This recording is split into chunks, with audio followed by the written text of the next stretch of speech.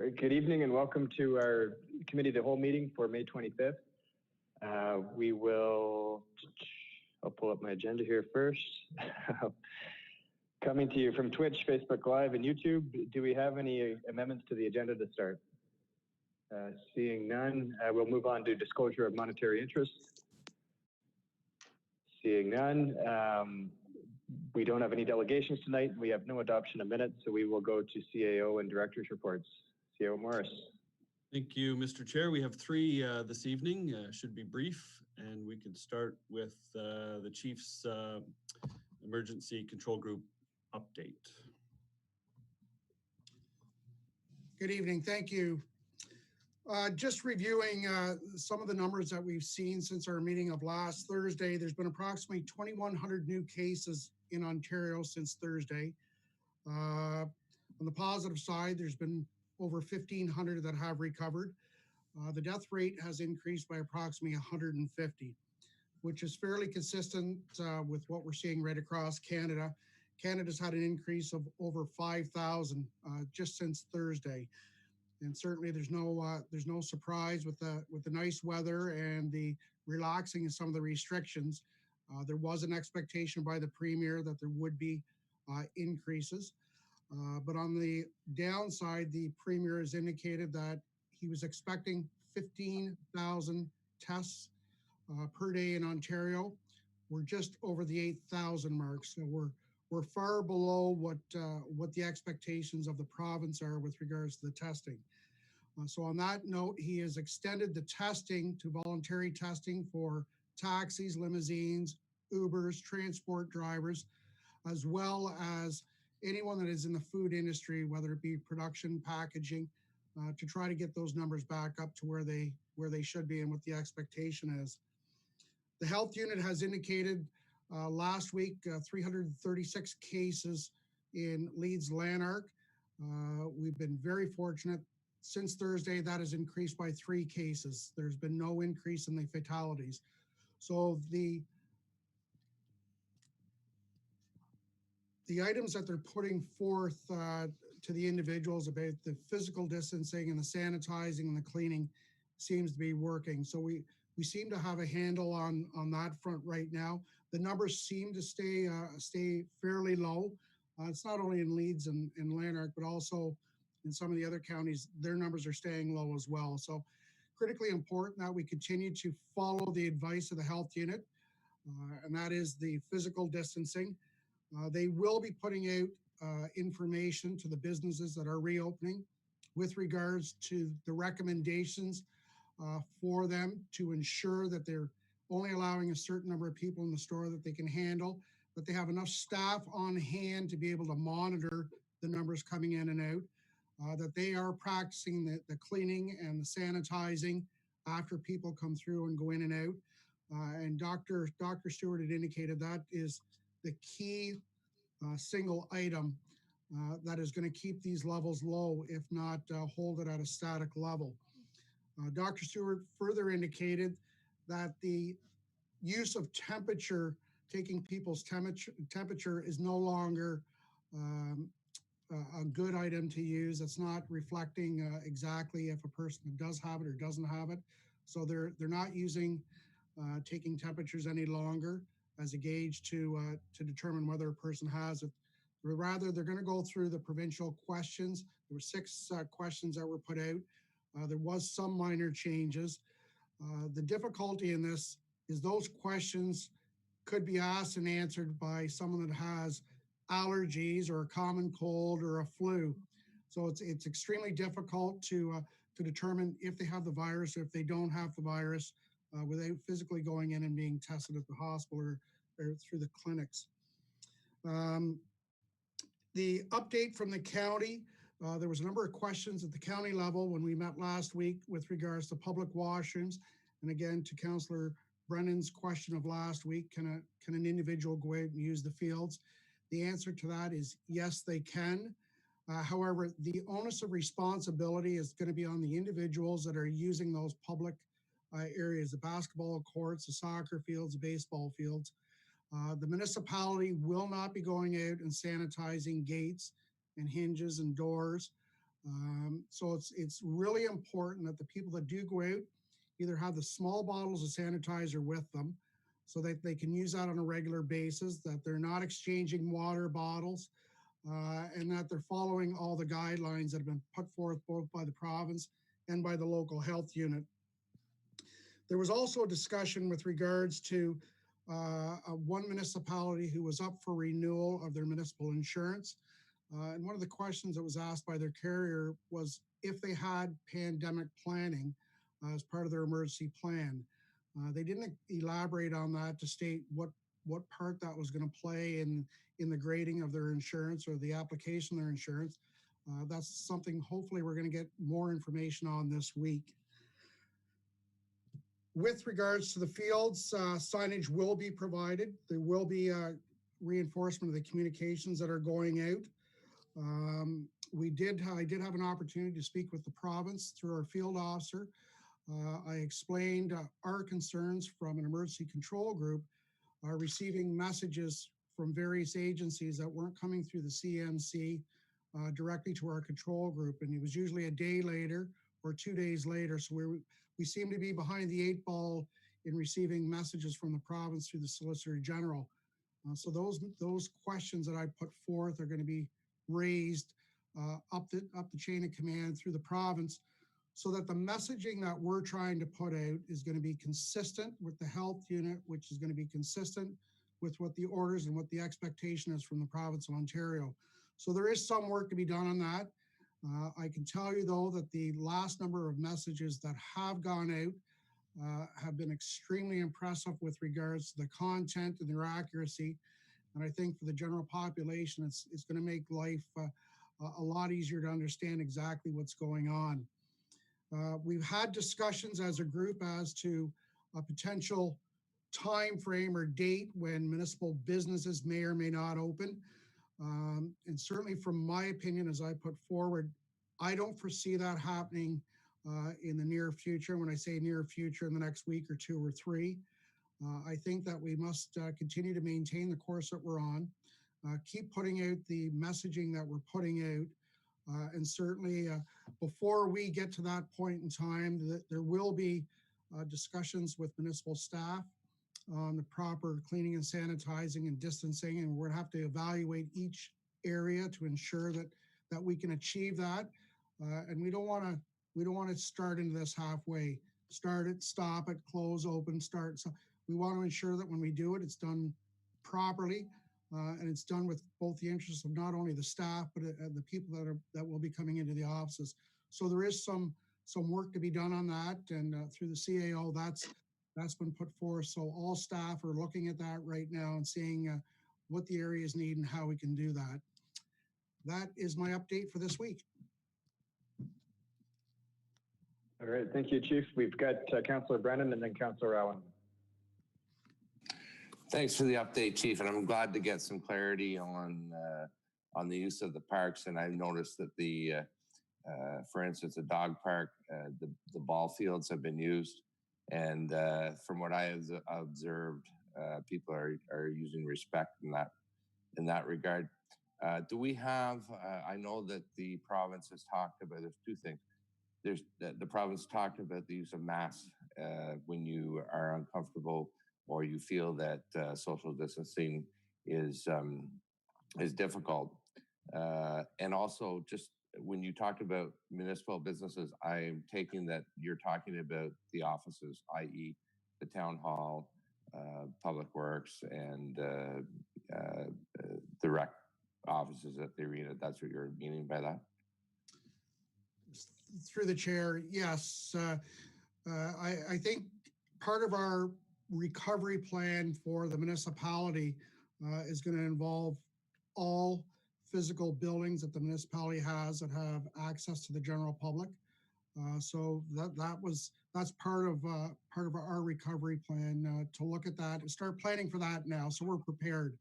The last thing that we want is all of a sudden we get a word that open everything up, everything's good to go, and then we're not in a position to do that. So we want to ensure that both the staff have been trained, that the areas are appropriate, not only to deal with the public, but for the staff to feel comfortable returning to work and providing that level of service. And with regards to the mask issue, it's an excellent question, and it has a variety of levels. Certainly the recommendation is that if you're unable to maintain that physical distancing, that a mask should be worn. Saying that, then we have to take a look at the availability for people to get those masks. And that's proving difficult for some of the areas and some of the businesses. The other thing is unlike the big cities are talking about transit and trying to mandate the use of masks. We're not in that position to mandate it. And what our hope is through the mayor's task force, who has met a couple times, is if there are businesses out there that require PPE, that we may be in a position to acquire enough stock that could be sold back to the businesses for exactly what we're paying for it, and provide that level if they're not able to acquire it on their own. Okay, thanks for that. And through the chair, and with your indulgence, one more thing that I thought of when you were in your report, and the only thing that we've opened really with a hard service that may be a concern, as we all know, is the dog park.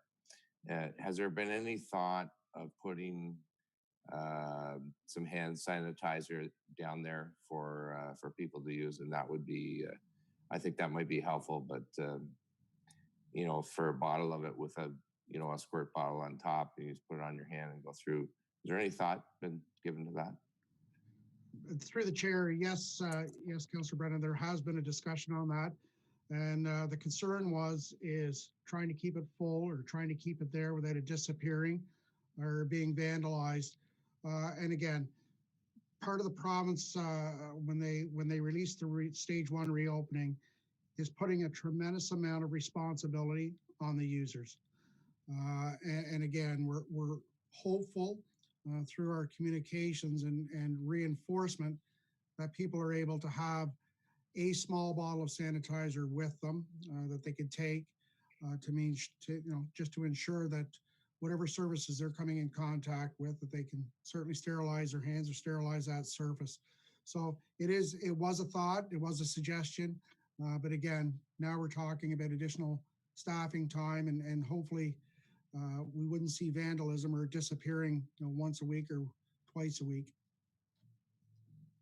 Thanks, Steve. Great, thank you, Councillor Brennan. Councillor Allen? Yes, thanks, Chief. My question was in regards to our daycare program. I know we've been open for a while now, and I have been reading that some of the daycares, and I wasn't sure if ours did this, was using temperature of the children when they enter as a guide of illness. Can you comment on that? Through the chair, that was one of the precautions that they were using, and I would have to pass it on to Director Manheim. But I know from Dr. Stewart on Thursday that temperature testing is no longer a gauge to determine whether a person has a virus or not, and they are not using it at the health unit.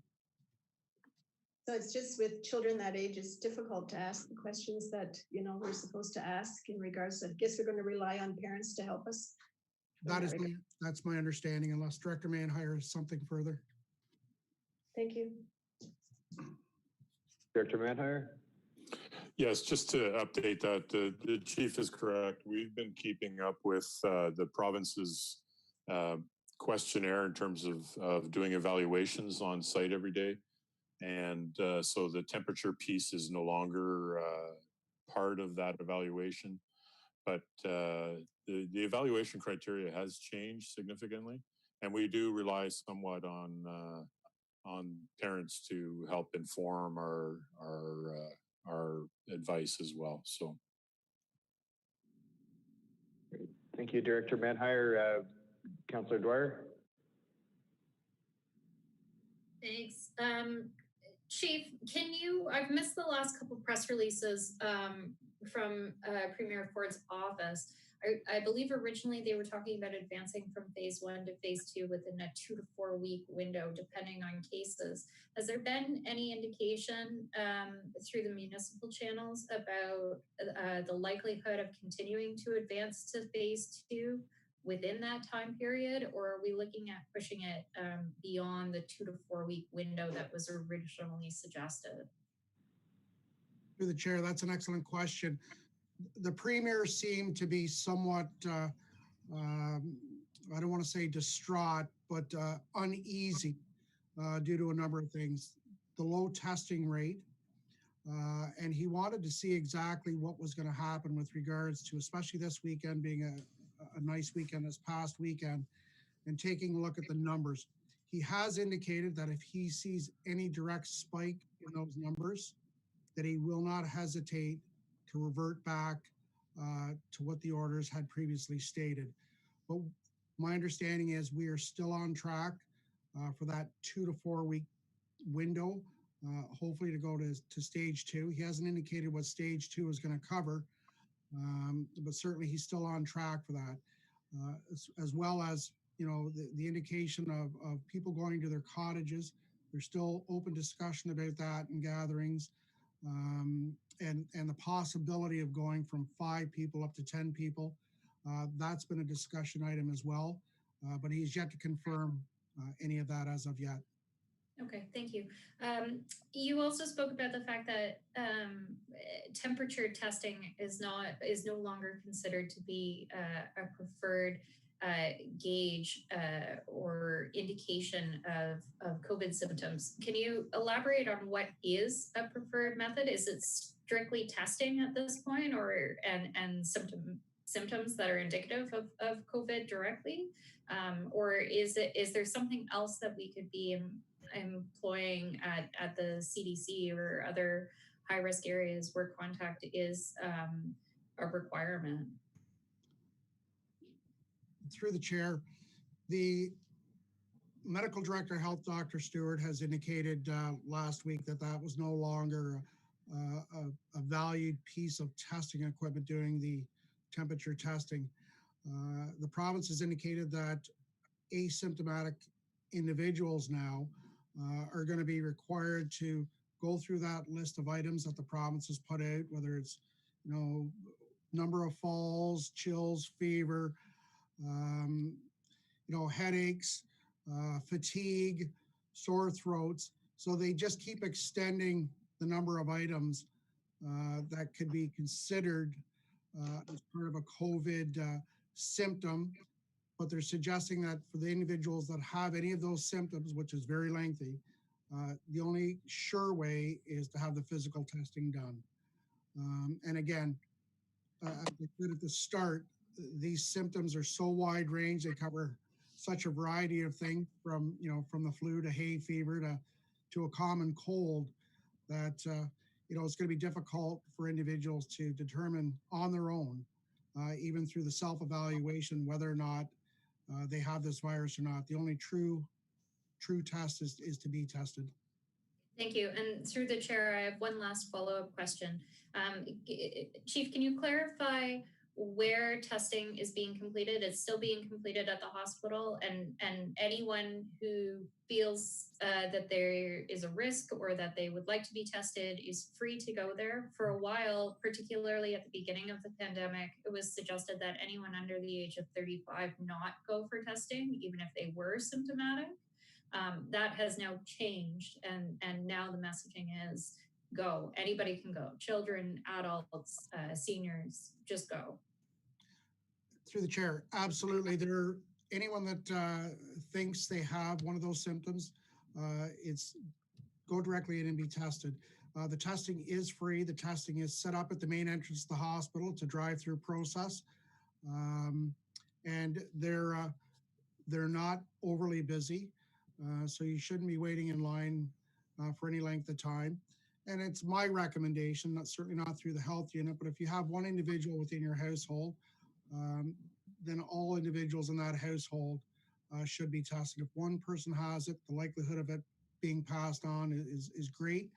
So while you're going, anyone in that household might as well go with you, and all be tested at once, and then confirm whether you do have it or you do not have it. Thank you, Chief. Great. Thank you, Councillor Dwyer. We have Councillor McKenna and then Councillor Alford. Thank you, Chief. Just before we started our meeting, the health unit just updated their testing information. It's out in a press release just minutes ago. And indeed, the chief is correct. They are encouraging people with symptoms, and people who don't have symptoms but may feel they've been exposed.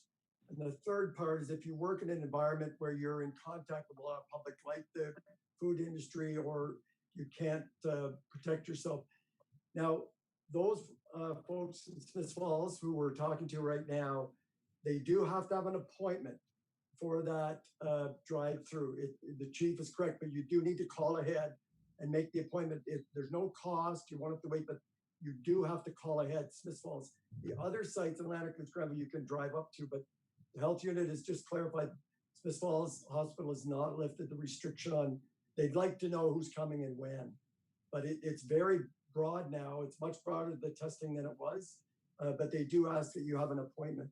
And that just as a point of interest for those COVID nerds out there, the testing is done not by the health unit, it's done through Ontario Health, and they have funded the hospitals and these assessment centers separately from the public health unit. Health unit has different roles and jobs. They are doing testing in nursing homes, but for the public testing, it's a separate system. It's all connected though. So that information is just out minutes ago from Leeds, Grumble, and Lanark Public Health Unit. Thank you. Thank you, Councillor McKenna. Councillor Alford. Thank you, Mr. Chair. Both Councillor Dwyer and Councillor McKenna asked some things that I would have asked, so I've got the answers on those. I did, Chief, the question that seems to be open to interpretation for many people. I don't see that it should be open for interpretation, is the gatherings of 5. So just I want to ensure that everybody listening and watching this understands that the limit is a group of 5, but you must be 6 feet apart from those other 4 unless they live with you. Is that correct? That is correct. And the gathering of 5 does not include people under the same roof in the same household. So if you have 6 within your household, that is permitted as long as you're within the same house.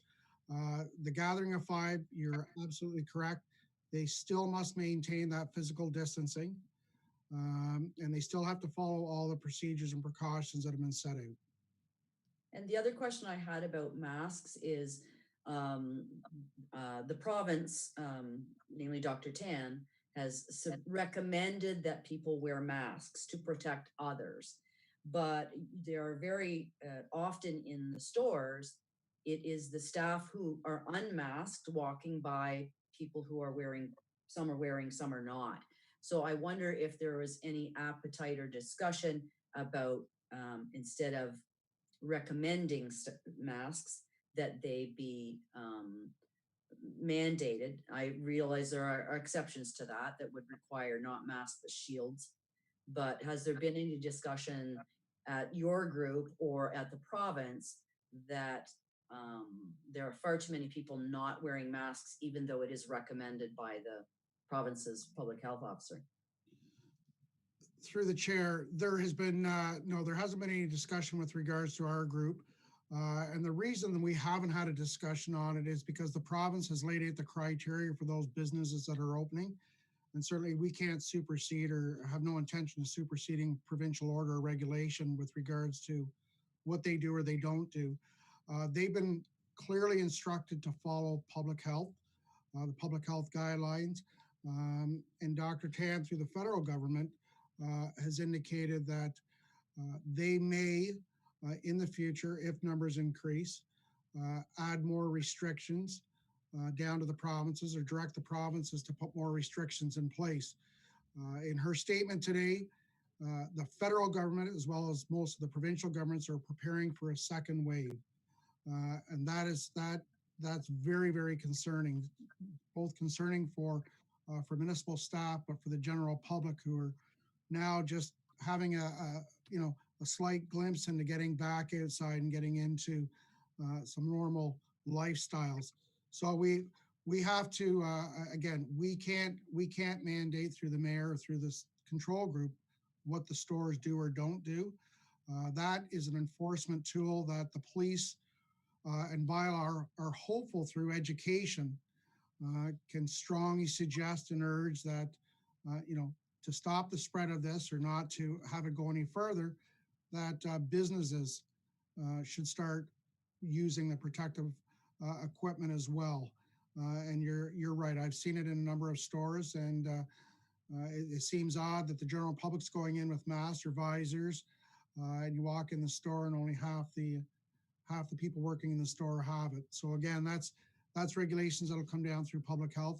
We have no control over that decision. Thank you, Chief. Thank you, Councillor Alfred. We have Mayor Panko and then Councillor Brennan.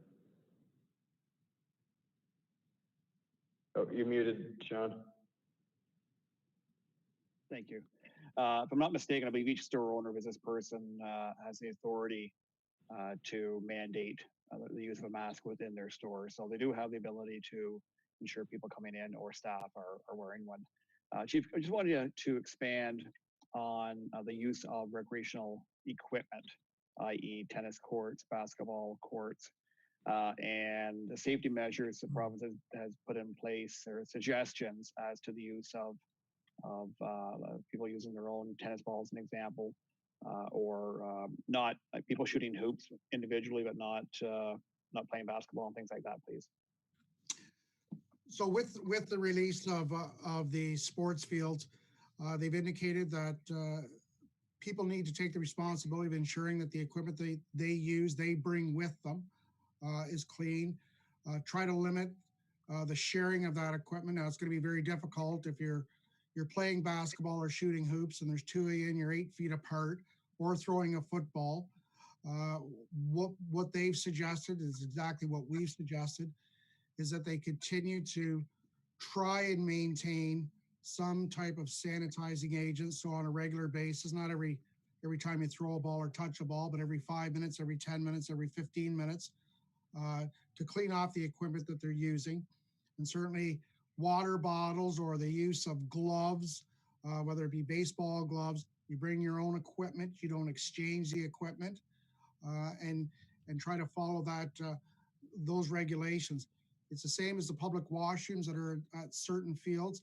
The public washrooms will not be opened and not be used. Just from a standpoint, the municipality standpoint, there's no possible way we can ensure that they're cleaned and sanitized every 5 minutes or 10 minutes or 15 minutes, just due to the volumes of people going in and out. So those areas would be kept closed. Picnic tables are permitted to be used. Recreation equipment is not to be used. We've received a request about exercising groups wishing to work outside and only have a group of 4 with an instructor. That's permissible. But again, they've also been instructed that the use of the facility will not be allowed, and there will be no use of any equipment related to their physical training or exercising. Again, it's going to be hard, Mayor, to ensure that everybody's following those guidelines, and certainly, especially if you're dealing with kids, the kids get out there and they want to, get together or throw the ball or pass equipment around. It's going to be difficult to keep them as safe as possible. So we're relying on both the parents and the media, and certainly this through council, to reinforce that this is just as serious as today as it was back in March and in April when we declared it. Although we've been able to maintain our levels, it is still extremely serious, and it's not to be taken lightly. And that's an additional reason why our control group has chosen to maintain our state of emergency. There would be no benefit in removing that. Although we've had conversations with other municipalities that if and when that happens, we could do it collectively so that we're not sending out messages to 4 different areas. But again, that's going to be dependent on when the province chooses to remove their declaration. And then in suit, I think you're going to see the municipalities. The number of municipalities that declared are still declared. The number of First Nations has increased. And that's both to the virus and to the flooding in Northern Ontario.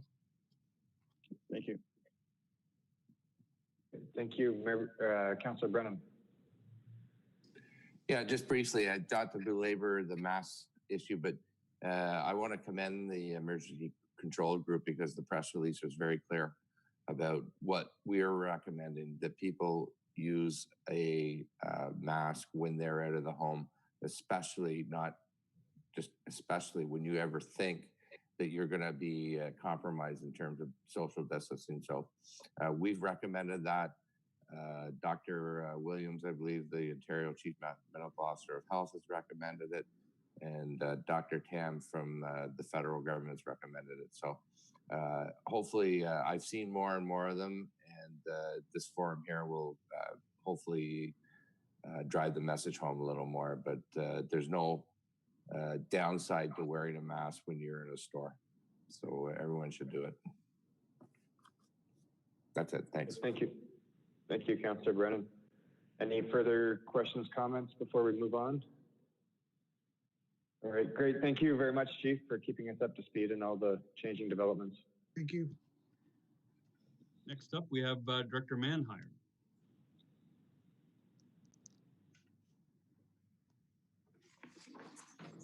Thank you, Mr. Chair. Just a couple of quick updates, and one just to follow up on the chiefs. There is signage up on all of the available assets for the community, and staff are going around and replacing those as needed, but it does touch on the key issues that have been brought up in the emergency control group as well as with public health. So I'm just going to go through them very, very quickly. Sports fields are available for casual and individual use only. Competitive play is prohibited. No groups of more than 5 people. Maintain physical distancing of at least 2 meters. Avoid using someone else's equipment, water bottles, handshakes. Wash your hands regularly. Avoid touching your face and use hand sanitizer. So those are consistent messages right across. I just wanted to update council tonight that the CDC continues to take registration through the county. We are up to 17 participants as of this morning, which leaves space for 3. And that list has not changed at this point. It still remains available for people that are in what was termed essential services at the beginning. So that has not changed from the province, and we continue to have discussions with the province around the next stages for that. Thank you, Director Manheim. Councillor Dwyer. Thank you, Mr. Chair. I just have 2 questions. Art, can you clarify that despite the fact that the list of essential businesses has been amended, the list referenced for eligible childcare has not? So if you find yourself today as an essential business, that does not necessarily mean that you are eligible for childcare. Through the chair, my understanding is that everybody that is declared as part of essential services. So that doesn't include businesses that have opened up in the interim. But the people that were working in grocery stores and veterinary clinics on emergency call, people that worked in frontline services, fire services, health services, those were all people that qualified. So the county has been managing that process in consultation with the province. And right now, anybody that was part of that essential piece is, as far as I know, does qualify. So some of our public works staff, as an example, qualified for daycare because they were declared an essential service at the beginning of this. It does not include businesses that have opened up as part of phase 1 services. Okay, thank you. I mean, I guess this is kind of commentary, but it seems still thinking to open up the list of essential businesses or welcome new businesses without also expanding that list of eligible childcare. But I mean, I think that's for the province to determine. And really, at the end of the day, as so much we have experienced with COVID, anybody who has questions about whether or not they do qualify or not just has to call the source of that information directly. So in this case, Leonard County Social Services or the Stop the Spread business information line, which has been very, very helpful and accommodating to answering questions where they come up. My second question is whether or not there has been any indication of when we could expect childcare to resume in some sort of fashion beyond essential business. Through the chair, we haven't had that discussion directly with the province. We have been working with the county. The county has been talking to the province about next steps.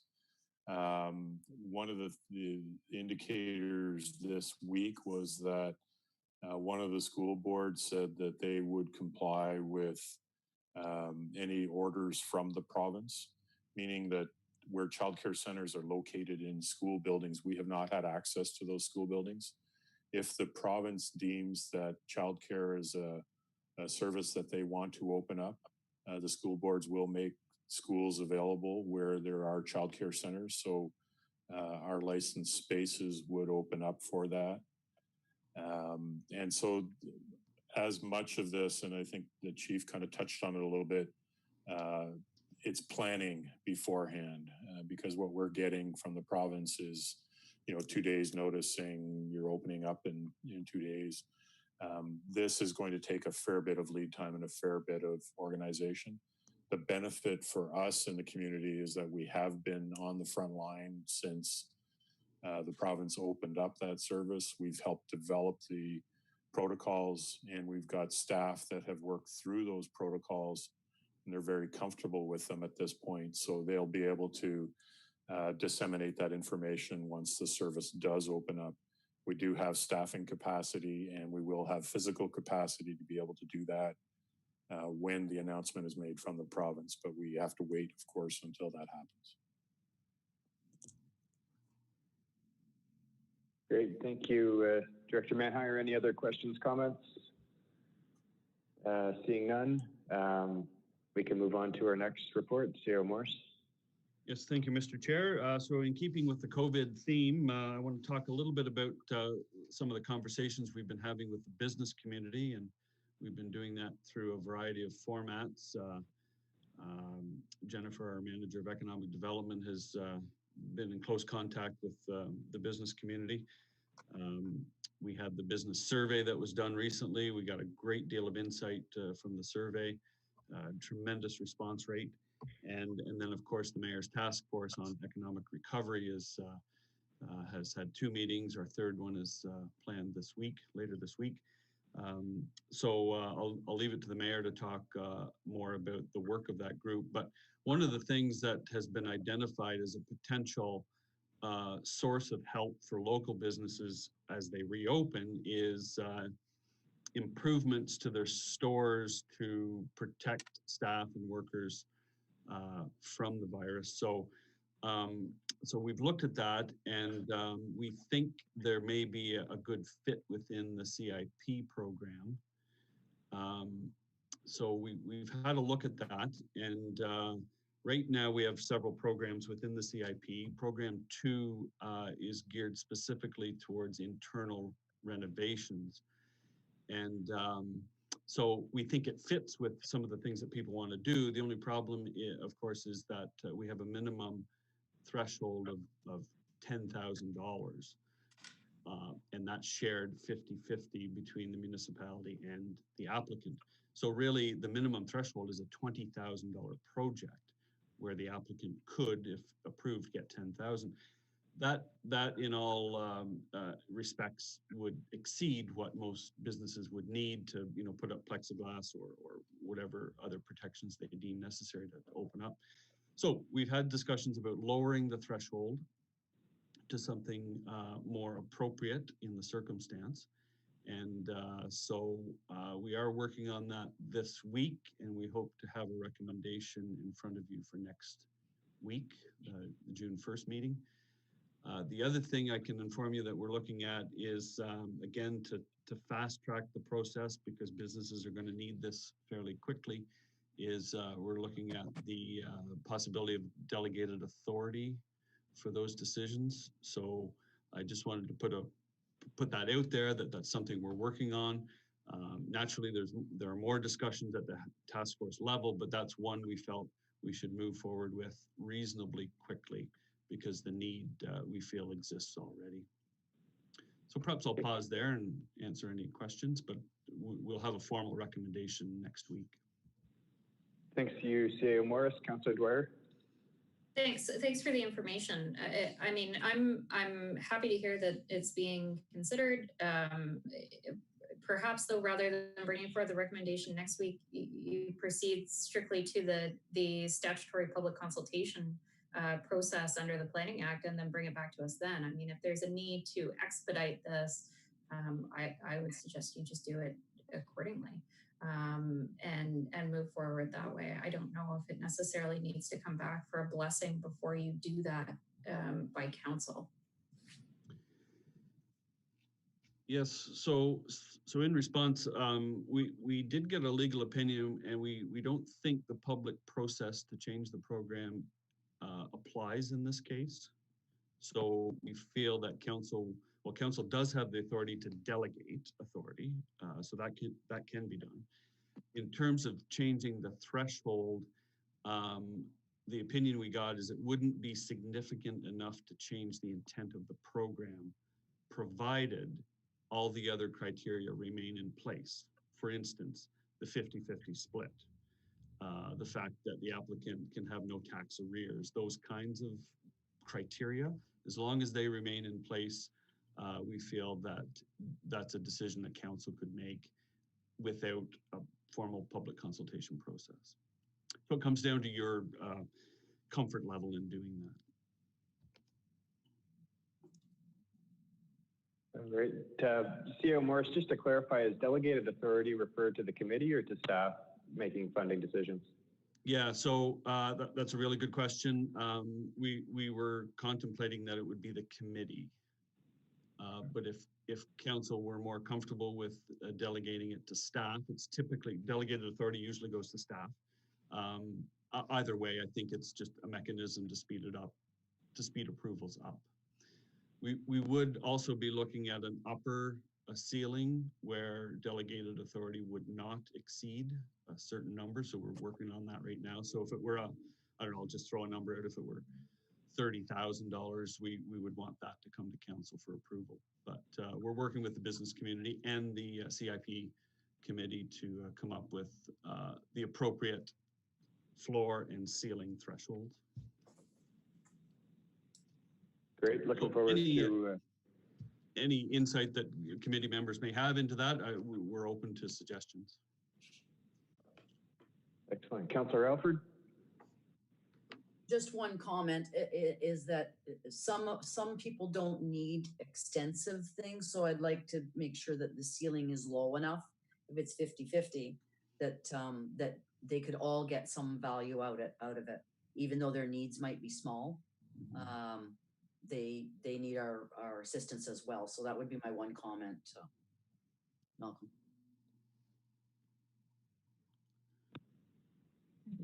CAO Morris. Yeah, so for instance, would $1,000 grant be a reasonable floor, meaning a $2,000 project? Personally, for me, that would be too high, but we've got Councillor Dwyer and Councillor Alford with yeah, thank you. I think we're getting into the weeds on this issue, as it was just a director's report update. I mean, this is something that we can more meaningfully flesh out next week and have discussion about once we see a staff report come forward. So, I mean, my preference is to hold this discussion until next week when we have some facts in front of us. Councillor Alford. Mine was a comment based on Councillor or CAO Morris's. I agree with Councillor Dwyer that discussion will take place next week, but in terms of feedback before that recommendation comes forward. You already have some opinion of where I at least think the ceiling or the floor should be. Okay, thank you. You'll look forward to seeing that in your agenda package later this week. Great. Councillor Brennan, did you? Oh, good. All right, thank you, CEO Morris. Is that everything for this report? Yes, thank you. Okay, I had one question on patio licenses and making it easier for restaurants to get the sidewalk patios going. Has that been on the radar yet, or is there anything happening in that area? Yes, thanks for the question. In fact, it did come up at the task force meeting last week, and we have a meeting with a cross-section of restaurants in town on Wednesday to talk about what their needs are, what they feel the needs are, both in terms of fast-tracking it, and we've also talked about the liquor licensing, which of course is out of our control, but we have asked the province to consider fast-tracking their process to grant liquor licenses as well. So yes, lots of discussion going on there, and you can expect to see something fairly soon on that front. Great, thank you. Councillor McKenna. If my colleagues agree, when you're considering coming back, CEO Morris, with the CIP potential changes based on COVID, and now we've starting to talk about patios, maybe in the next couple of weeks, I would also be interested to know on the impact of COVID and the direction we're taking on the roll. I think it's called On the Roll. Mm-hmm. And the community grants, some of them were related to events and things like that. Perhaps we could get an update in a couple of weeks on the impact of COVID on those items as well, or if there is any.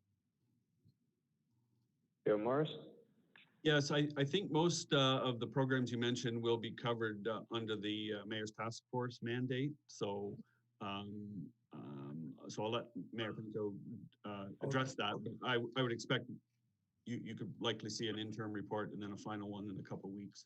The group is committed to meeting weekly until the mandate's fulfilled. So there's a lot of really insightful discussion going on. Thank you.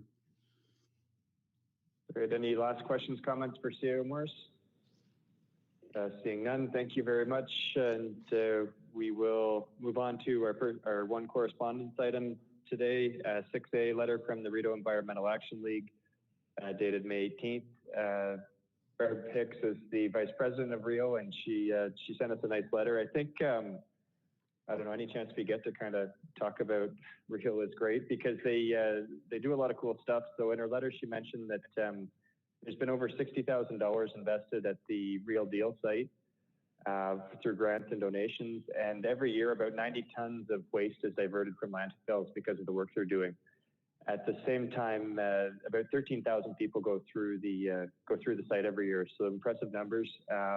One paragraph of the letter that just kind of summarizes it well is that, in short, we feel the loss of this location in relation to the Campground report that will come up later would be the end of the Real Deal store. That would be a significant loss to this community in terms of waste reduction, employment, environmental education, and tourism. The Real Deal is really the focal point of our organization, and we would have to give careful consideration to Rio continuing without it. I don't think we need to get into the Campground discussion right now. Is there any comments on the letter before we move on to priority issues? Councillor Allen? I just want to say that having read this letter, it sums up exactly how I feel about this organization.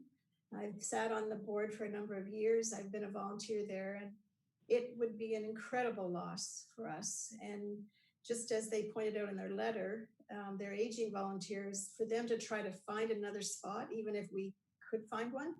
Anyway, the letter says it all. I just want to recommend that we really listen to this group because they're important to our community, so important. And the letter is available on our website if anybody wants to read the whole thing. Councillor Dwyer? Thank you. Yeah, I asked Real to provide their own opinion. This letter was sanctioned by their board. We had a discussion about the campground report specifically after it was released publicly. But I wanted to get their own take on what the impact of relocation or the investment that they've made in this site and the general community good that they bring in their own words. And I think, like Lorraine said, I mean, I think it's important to think about the critical mass this group has, not only in reputation, but in their volunteer base. But I think it's not without saying that we need to recognize that this group is aging, and I don't mean that disrespectfully, but they are. Our membership is quite aged, and to undertake an investment in relocating the service and rebranding it in a new location is significant, and it's not something necessarily that we can quantify in dollars and cents when we look at a more robust discussion about potential sites. And I think Ms. Hicks' letter speaks to that. And so in consultation with Councillor McGuire before this meeting, it wasn't my intent to speak robustly about the campground's letter, or rather, sorry, Real's letter at this juncture, but that we incorporate it into our discussion and consideration when we get into priority item A. Thank you, Councillor Dwyer. Councillor Alford.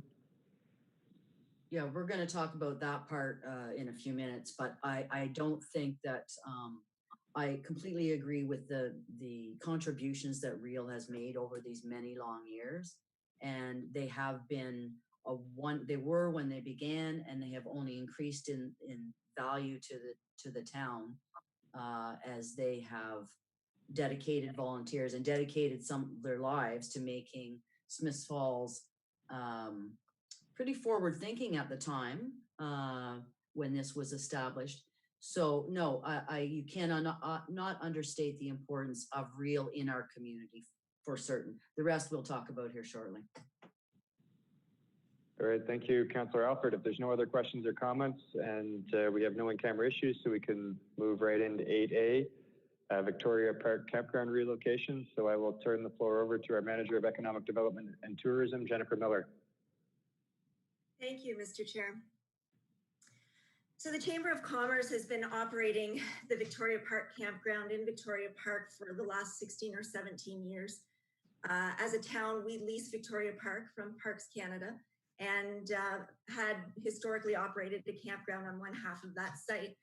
We turned the campground over to the Chamber as a source of revenue as a social enterprise in and around 2003. Since 2005, Parks Canada, the town, and the Chamber have been discussing alternative locations for the campground in order to return Victoria Park to its full public use. Just this past fall, in October, a Parks Canada letter confirming the request for the campground to be moved was received, and Council supported a staff recommendation to respond. We made a request to extend the timeline for a relocation proposal to April 30th, and staff were directed to work with the Chamber to come up with a relocation strategy prior to that deadline. Due to COVID-19, that deadline's been extended to September 1st.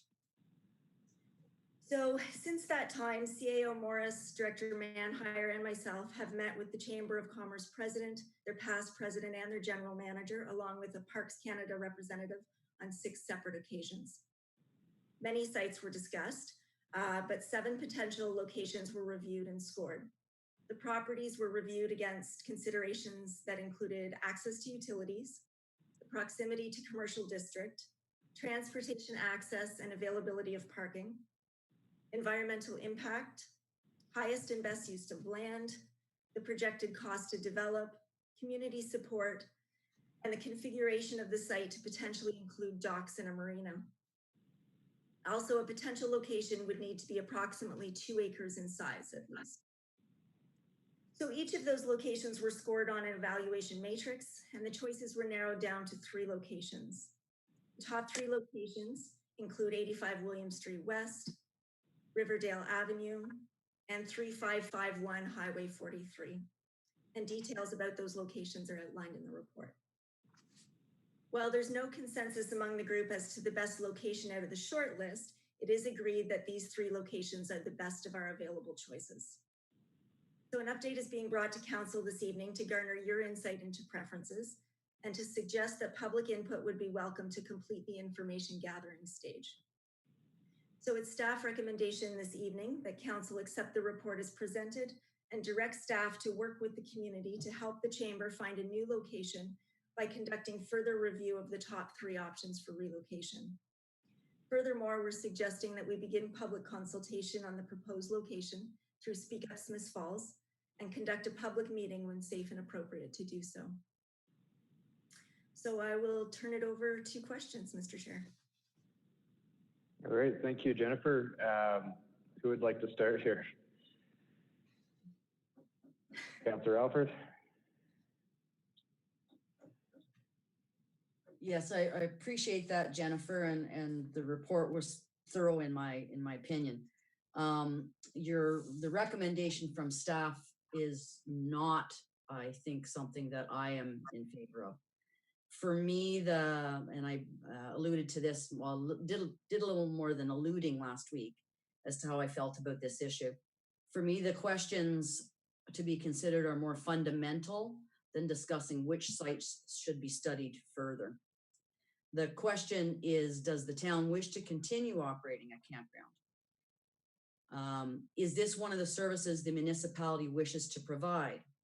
Can the municipality afford to subsidize the operation of a campground?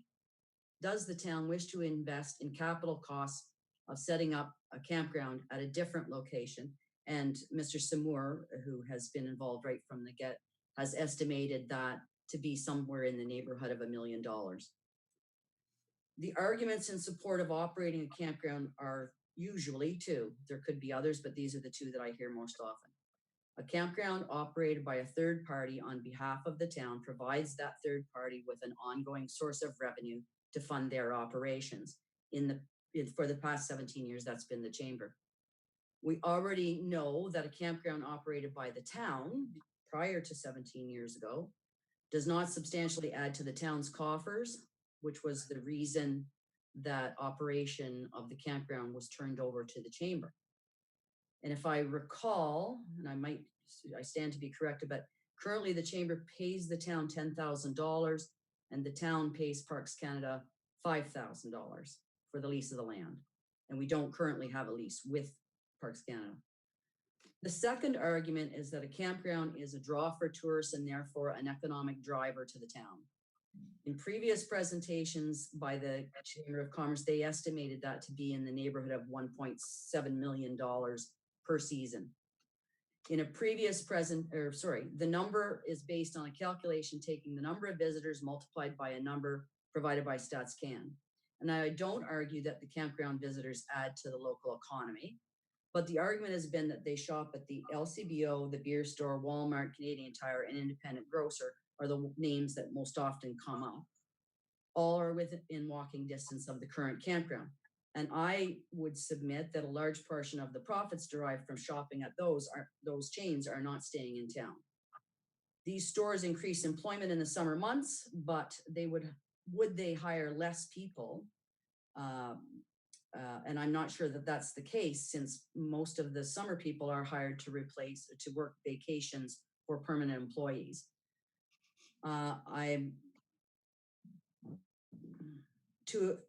The more impact might be on the smaller businesses, but that perceived decrease in monies received from the campground could be offset by replacing it with other tourist activities, connecting our trail system, inviting ATV and bicycle traffic, redevelopment of the downtown core, and completing many of the objectives in this council's strategic plan could accomplish the same thing in terms of attracting monies.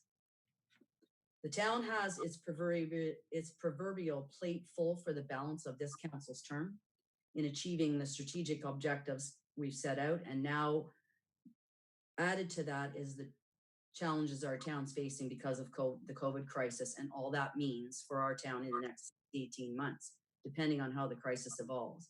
In my opinion, the town has higher priorities, and I don't believe it's in the municipality as a whole best interest to continue pursuing this subject. In terms of the three choices proposed in the staff's report, the feedback I'm getting is indicates that the real property is not attractive to either Parks Canada, the town, or the chamber itself. The chamber favors Riverdale, which is in your report, Jennifer, and the possibility, that possibility has long been perceived as what would negatively impact the neighborhoods in that area on both sides of the river.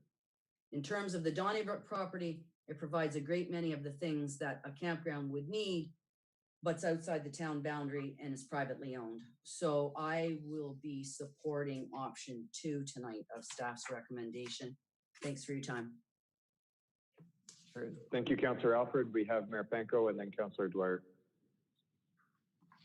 Well, I think we value having seasonal residents and visitors in Victoria Park, the opportunity for them to enjoy our community through the summer months and to add economically to our community. And we know that some businesses benefit to some extent, and I believe it, as Councillor Alfred says, it's really hard to quantify what that true impact is. As Jennifer mentioned, this is not a recent development, and going back, I think in 2005, there was discussions on potential other locations for Victoria Park. And I know during the last term of council, I think probably 2015, I had a meeting with the then executive director for Parks Canada, who at that time had stressed how important it was their mandate to see Victoria Park return to public space and in liking with other lock stations up and down the Rio Canal. So we find ourselves in a quandary where it really appears that the current location is not sustainable. Parks Canada has made it pretty clear that they do not want to see that continue. We have our downtown revitalization waterfront integration master plan, which suggests the same thing as a part of our strategic plan for much of the last this term and previous term. So when it comes down to it, I look at the options presented, understanding there were other options which were discussed and scored. I agree that Rio provides tremendous benefit to our community and has for decades. You look at the diversion of waste, the education, everything they bring, how they've continued to evolve and continue to bring more value to our town. I would not at all be willing to sacrifice Rio to put a campground on that site. I just see too much value in what Rio is bringing to our community and to our broader community. As for Riverdale, that has too much public impact, too much impact on the residents, too much impact on anybody who enjoys that space. It's not great space, it's narrow. I can't imagine putting a number of trailers and RVs in that narrow space impacting everybody in our community in a more of a negative fashion than where they are today.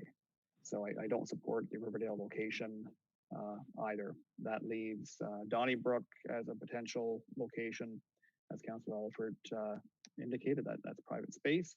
It's not land that we own or operate, and we really have no involvement with.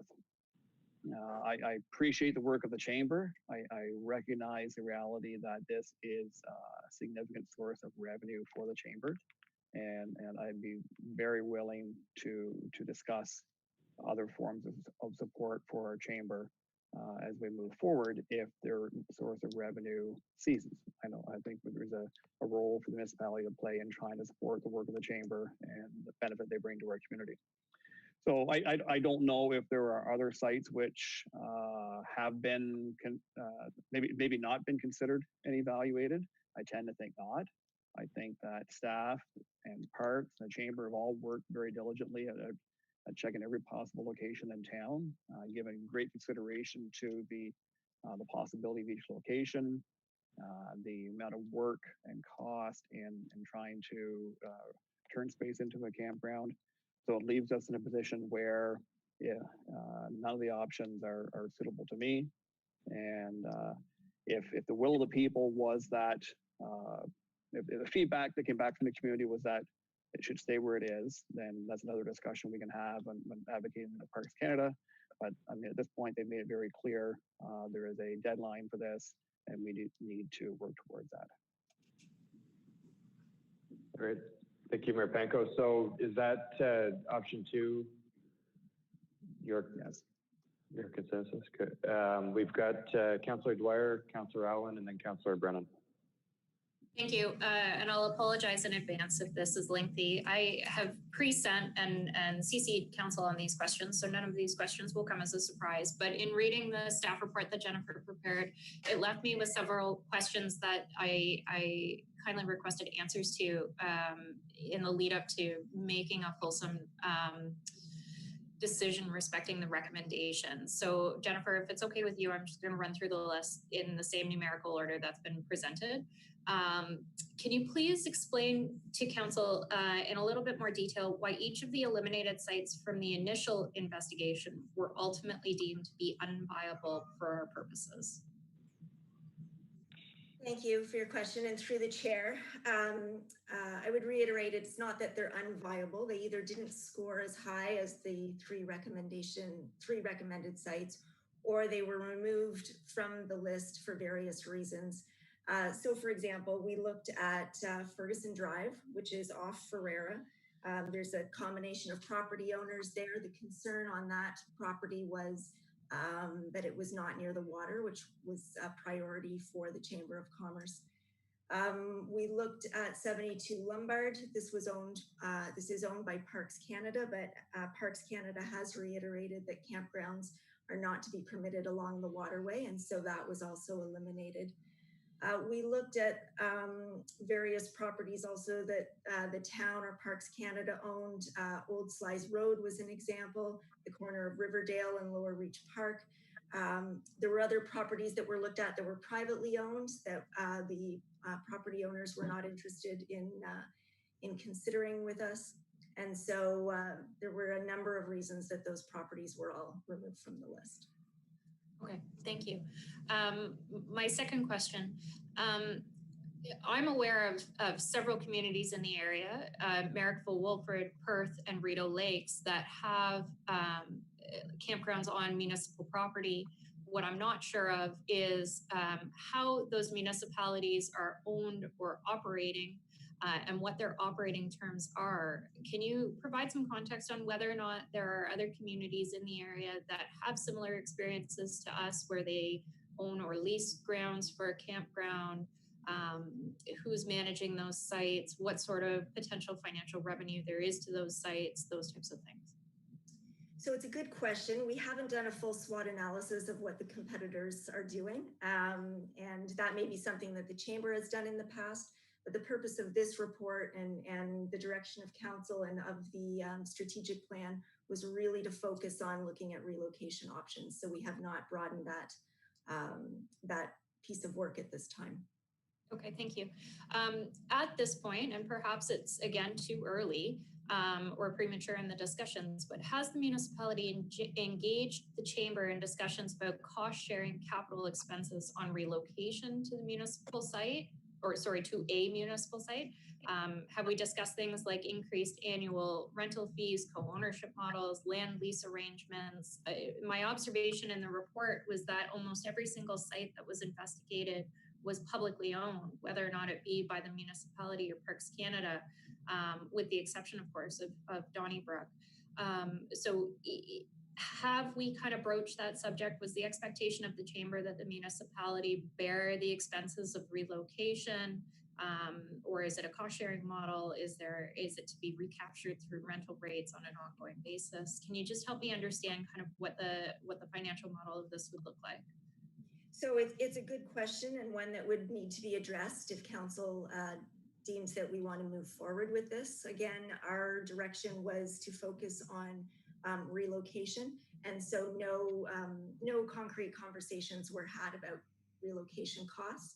I think that once we have a short list that we are all in agreement with, if that's the path we choose, then we're really going to have to dig deeper and come up with that sort of analysis. Okay. My last question, and again, based on the responses you gave me to the former two questions, I feel like I know the answer to this, but will we be utilizing some sort of pro forma to gauge cost benefits of each of these sites if we are to undertake this as a business model? I think, you know, there's potential. There are several other sites like this operating throughout the region. There's got to be a reason. If there is opportunity for us to either seek sustainability through a model or perhaps create some sort of for-profit model, is that something that we are prepared to undertake as kind of stage 2 of this discussion? Thank you. And again, I think that's really a decision of council on how you would like staff to proceed. So we'll take our direction from you. And I think once we, again, know the short list, then we'll have a better sense of what kind of work we have to do to prepare. Okay, thank you. My last question I'm actually going to pose to our two chamber reps. And it's one that even at a high level, I'm hoping that you can give some sort of indication of. Do either of you have any sort of understanding of how integral the operation of the campground is to the sustainability of the Chamber of Commerce? Councillor Brennan? Yeah, I'll address that in a couple of minutes, Councillor Dwyer.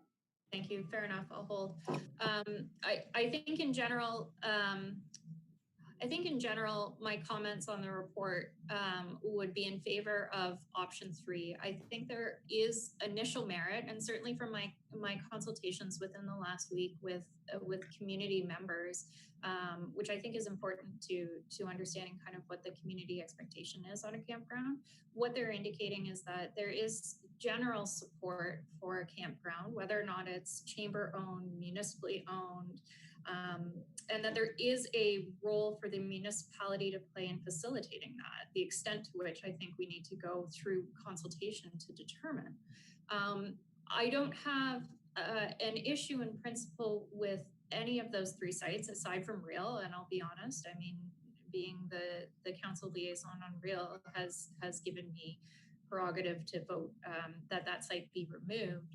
But I would also like to suggest that we include the current campground location in any consultation if we are going to undertake it for a couple of reasons. One, to Mayor Pankow's point, I think there is a segment of the population that resoundingly believes that the current site is the only site that's desirable for the campground. And I think, to be fair, we do have to consider that. And if the feedback that we receive at the end of the day is that this is the only site the community wants to embrace, then we have a responsibility and a role to lobby Parks Canada to consider that. One of the sites that I sourced earlier in my comments is the site in Merrickville-Wolfred, which is canal centered. So there has to be a reason that some of these sites are being permitted to continue and others not. And I think in order to fully explore that, we can do that through consultation. The second reason that I would like to see the current location included in the consultation is to help understand what it is about that site that is so highly desirable. And even if we choose not to include that site ultimately as the forever site for the campground, it will provide context and consideration for how we could make a future site desirable and successful. And so for those reasons, I would like to see it included in the master list. If we are unsuccessful in finding a site through community consultation, I would suggest that perhaps we move through to a phase 2 where we include an open call for locations on private property, because as I said, the list that has been included in consideration by the parties at this point is largely public land. Parks Canada is making it clear that it is not their desire to include campground locations on any of their sites, particularly new ones, and I can respect that.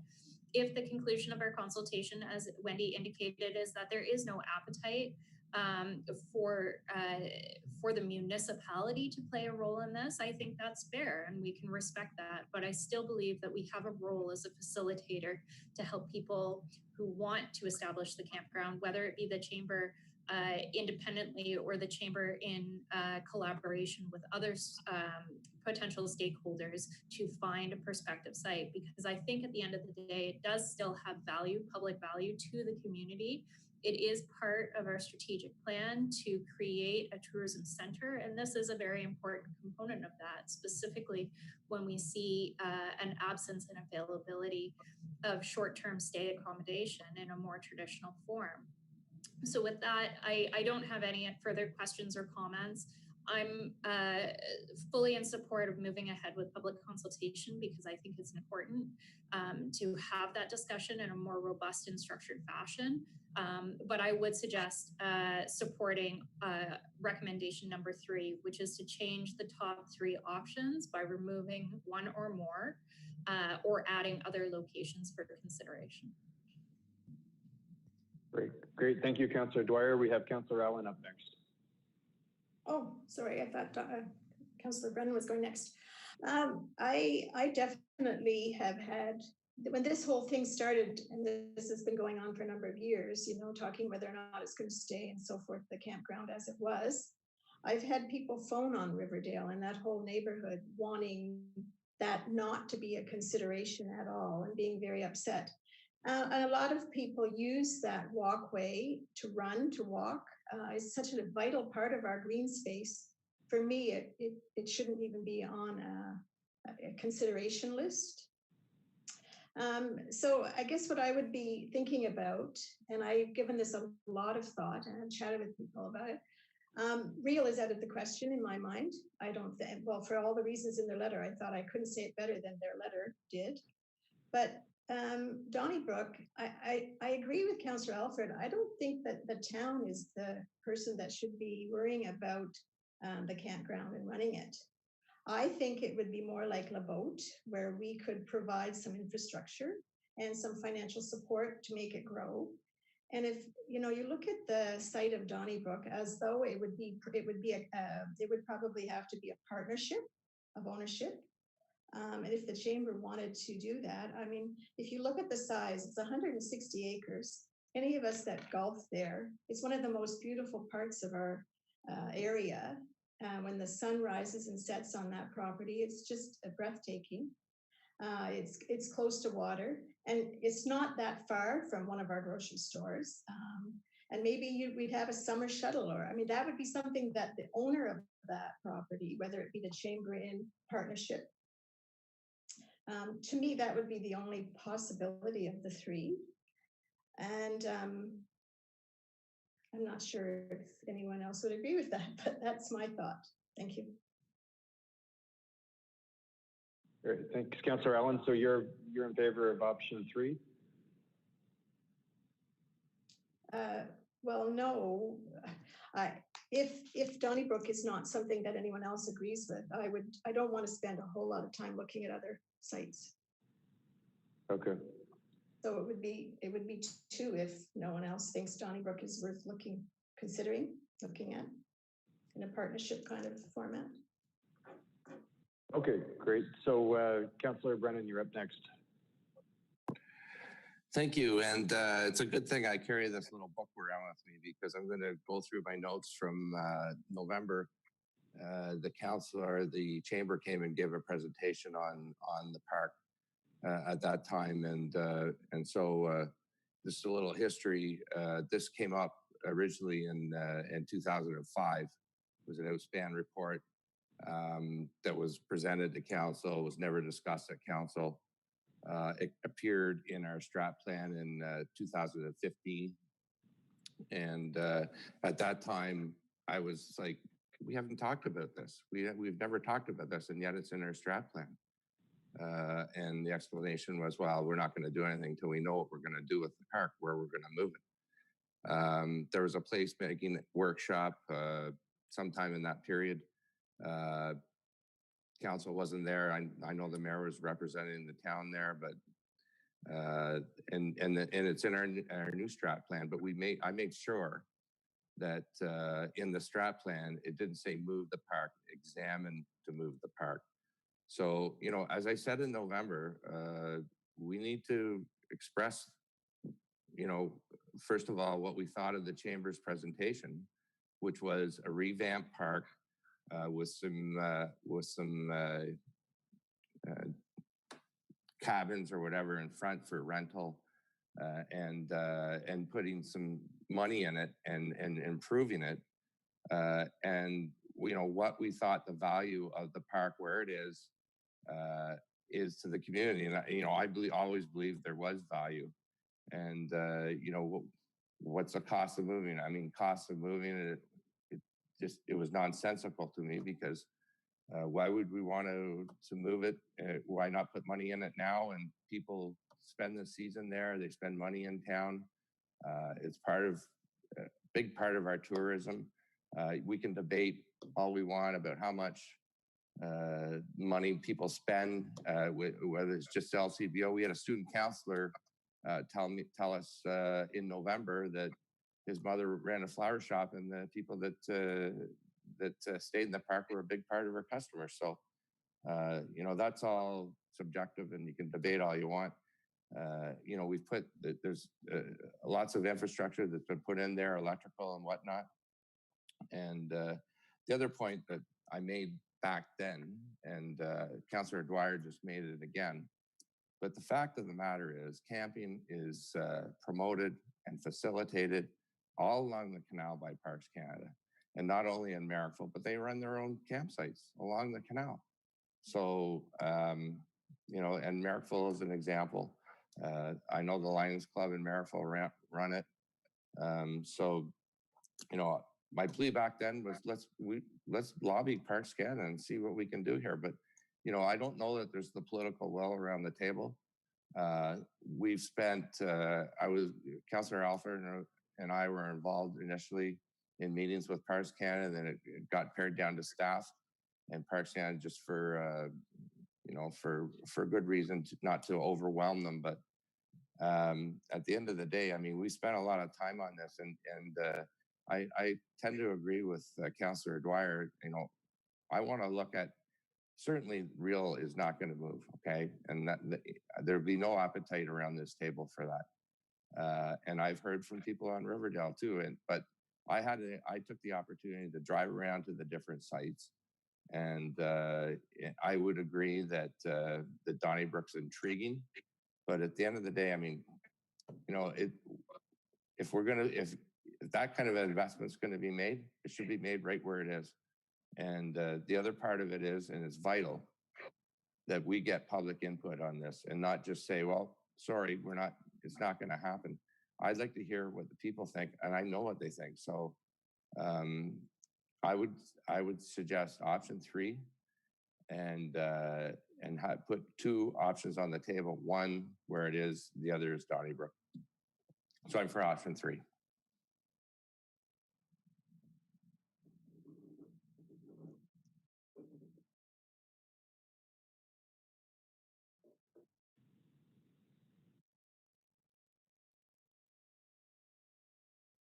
The chair's on mute. I can't hear you.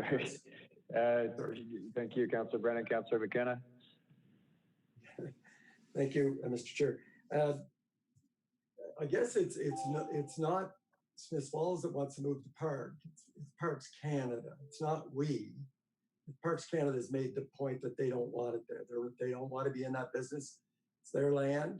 And if the public wants to lobby somebody, they should lobby their federal member of parliament and speak to Parks Canada and push away. It's great. Let them do that. I do trust the process to date because the chamber was part of it. Parks Canada was part of it, and town staff were part of it. We didn't conduct this review of the sites on our own. The chamber was there every step of the way, as was Parks Canada, as were their town staff. So reopening another review to try and find other sites would be a rework of work that the process to date, I think, has been solid. And so I don't have any issue with it.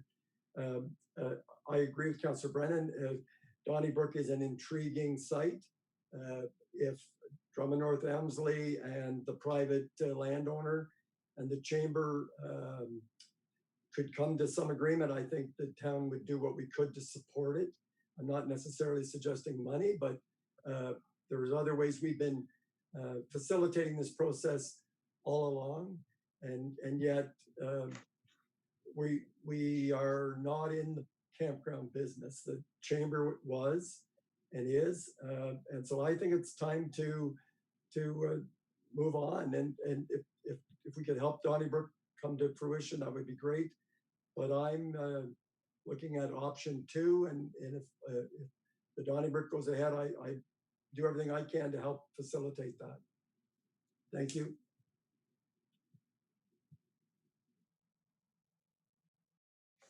Sorry, we've got Mayor Penko and then Councillor Brennan. Yeah, I saw your lips move, but nothing was coming out there, Chris. To Jennifer, and then I don't recall, I wasn't involved in all the conversations with the Parks Canada in recent times, but I was early on.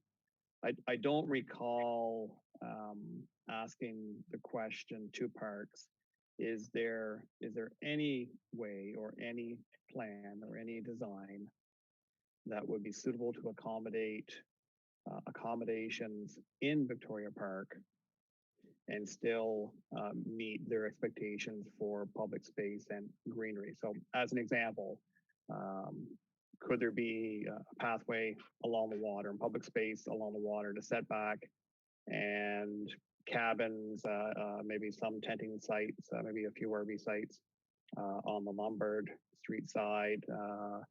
Was there any consideration given to enhancing what's there today to meet the wishes of all parties? Yes, through the chair. It's my understanding that 2 years ago, with the previous Chamber of Commerce manager, the proposal was put forward to Parks Canada to look at authentics, which are a style of camping, and that was not granted at the time. Okay, nothing further than that, though. No, not since then. Okay. And just as I mentioned earlier, I support option 2, but I'm willing to take a look at a blend of option 2 and 3, where I think we still need public feedback. I think we still need to go to the public and understand what their wishes are, what their preferences are, and to consider any other possibilities. Great. Thank you, Mayor Penko. Councillor Brennan, did you have your hand up there? Or? Yeah, just one other point. I mean, I'm not going to put it on my taxpayer to go lobby the federal government. I mean, we're the decision makers, and we're the people that should be guiding our town. So anyway, I tried to make that point in November that, you know, unless there's political will here to go at them and say, look, it's been here for 90 years or whatever, and it's a mutually beneficial arrangement that we have with a very active Chamber of Commerce who want to do more with the park and whatnot. We had a great presentation from them, but anyway, I just wanted to make that comment. Good. Thanks, Councillor Brennan. We have Councillor Alford and then Councillor Dwyer. Thank you, Mr. Chair. Yeah, Councillor Brennan is right. We were involved in some of the meetings with Parks Canada. We have received regular updates from staff involved, namely Jennifer and the CAO. I have not seen one waiver coming from Parks Canada. I've seen not even a glimpse of hope that they would consider that park staying there. I think these questions were asked and answered. They've been asked several times, and the answer has been consistent that no, we can't stay there. I've seen no indication coming from anybody. And if there is not political will at this table to be in the business of campgrounds, I'm not sure why we keep going over. To me, these questions have been asked and already answered. I just don't, I would be in favor of facilitating some move to Donnybrook. And I do, you have to acknowledge this has been going on for months and months and months, where the chamber and our staff were sourcing options, locations as to where it might go. And this is the sum total of it. There are 3 options. I agree with Councillor Allen that Donnybrook, certainly it's close to water, it has beautiful views. It just happens not to be within the bounds of our town, but of all of the things, of all of the locations that have been considered, it is the most attractive from, I think, a camper's perspective. anyway, for me, to answer Councillor Dwyer and Councillor Brennan wanting to go back to putting this on and asking the public if they'd like to stay there, I think is creating some false expectation that Parks Canada is going to change their minds when they haven't changed it in it is over a year now. I don't know how long it's been, but to put Victoria Park back in the mix of a public meeting is creating a false expectation for our people, because we're not going to be staying there, and Parks Canada has made that obvious. Thanks, Councillor Alford. Councillor Dwyer. Thank you. Yeah, and respectfully, Councillor Alfred, I mean, perhaps I'm just a glass half full optimist. To requote Mayor Pankow last year, I mean, if it comes down to saying, hell no, we won't go, and going out and chaining ourselves to the fence, I'll be honest, I'm prepared to do it. And maybe that's just the rebel millennial in me. But I mean, I think we'd be doing a disservice to our constituents to not open this up for public consultation, because Councillor Brennan's right. We have not done that in any meaningful sort of way throughout the past number of years.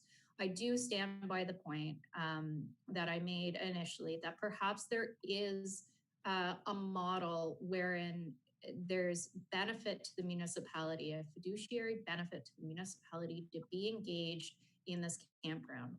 I don't know if it is. Okay, I think the expectation from the community is that we at least have a discussion about that and a fulsome analysis before we jump to conclusions.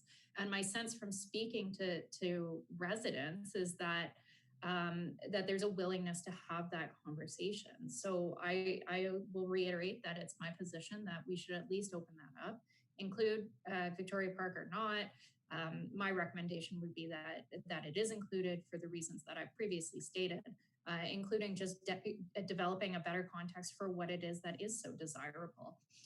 If at the end of the day, to Mayor Pankow's point, there is a resounding support from the public to keep it in that current location, his indication was that perhaps it's our onus as representatives of the taxpayers and residents of the community to go out and lobby that. And I don't know that we've ever fully had that conversation with Parks. I think it's one thing to ask the question and say, hey, Parks, will you let us keep it here? It's a different discussion to go out and forcefully say, our community expects this, and it's our job to push that as far as we can until the nail's in the coffin. And I don't think that's a waste of staff time. I think we've already acknowledged in our strategic plan that this is a priority. Tourism in general is a priority. Short-term accommodation is a priority. And I think about the amount of investment that staff and council undertook in recruiting and working with LeBeau to find a location. And to me, this is the exact same conversation. The only difference being that it's a stakeholder that has roots within our community opposed to a multinational corporation. And that's not to say that the investment made by LeBeau is any lesser than that of the chamber, but it's my expectation that we stand by the steps that we undertook with them and employ those same principles going forward here. So I still stand by investigating through public consultation what our future with the campground looks like. If the public feedback comes back and says, no, there is no interest, then fine, let it be. But I don't think that we can fully say at this point that we've had that discussion. Great. Thank you, Councillor Dwyer. I guess I'll make some comments then if nobody else is in the queue. There's, I agree that the municipality, I think ultimately, once we get this done, doesn't necessarily have a role to play providing a municipal campground. It's been really well done by the Chamber of Commerce over the last few years. And I think if we can maneuver ourselves into a position where whatever happens is between the Chamber of Commerce and the landowner, it doesn't sound like there's any town land that's feasible. So I don't see us having a long-term future in this three-way agreement. I'm hearing a lot of kind of a hybrid option 2, option 3. I think that it'd be great to support a location of a future campground the same way as we supported trying to get LeBeau set up in the Rideau Canal corridor and finding a win-win option for that.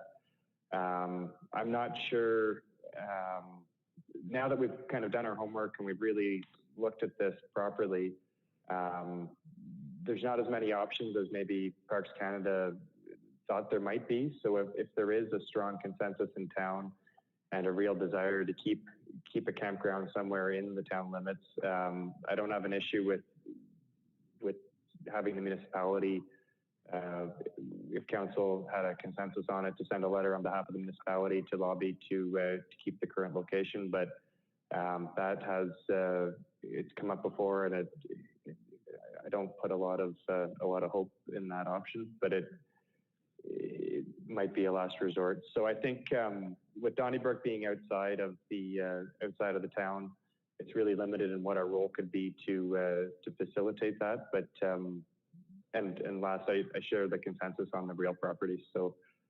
trying to find a consensus here tonight. I think there's been a lot of kind of hybrid 2, hybrid 3 opinions, it seems like, with I don't think anybody, I'm not sure. I'm not seeing, Councillor Alfred's definitely strong option 2, but I'm not hearing that from the rest of council. Is that fair? Councillor Bronan? Yeah, I mean, the recommendation really is just to leave it with staff going forward. And I'm certainly not going to stop this process going until I hear from the public. And, you know, whatever the decision, as Councillor Dwyer said, if people are benevolent or about the park, but after all this time, not to hear from them, I don't think would be right. So. Okay, Councillor McKenna.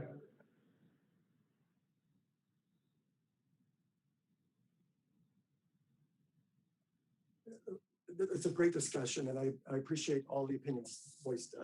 What I was trying not to do is look at this in isolation. I think a park, a campground in your municipality is a nice to have. And it would be lovely if parks weren't telling us to leave or telling the chamber to leave.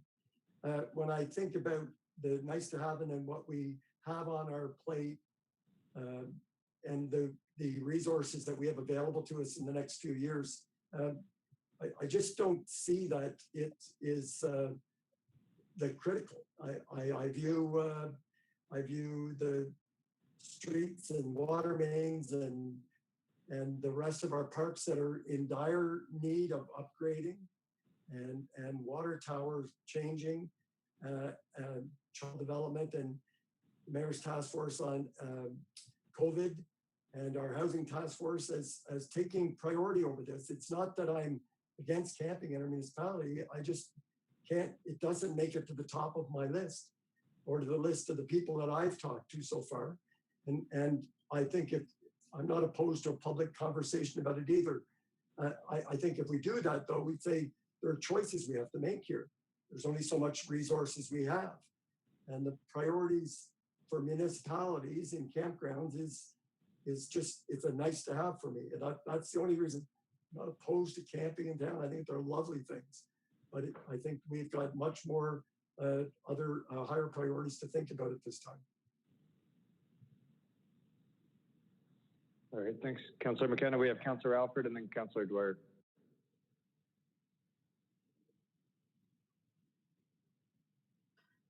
Sorry, so I'm going to look at it from a different point of view here for a sec, because if by September 30th we don't have an exit plan for the campground, then the chamber will not be allowed to operate in 2021.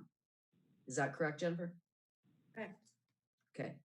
So if we don't make some decision about this and give Parks Canada a plan by September 30th, now I would suggest to you that the plan could be, gentlemen, we lost most of this season because of COVID. Will you let us stay until the end of 2021, providing we have vacated by then? And Jennifer's put her hand up, so I'd like to stop and hear her answer first. Sorry, Councillor Alford, I misheard you. I thought you said December 31st, not September 30th. So we do have indication that as long as we have a plan in place by December 31st, they can have another year at their current location. So I'm sorry, I misheard you. Okay, but we may not have a plan except to say we're not going to operate the campground in that location anymore. But will you, because we're losing much of this summer, would you allow us to stay till the end of 2021 and give the chamber some more time to find out where they want to go, if they want to go? Well, it's not an if where they want to go, they're going from that location, but it would give them some revenue for another year. Because if we don't have an exit plan by September 30th, then we won't get, the chamber will not get 2021 season in. I feel unchanged about everything else I've said, but that's one, if we don't deliver some exit plan by September 30th, then the chamber will have no opportunity to be there in 2021 for that final season. They will not extend that to us unless we had a decent exit plan.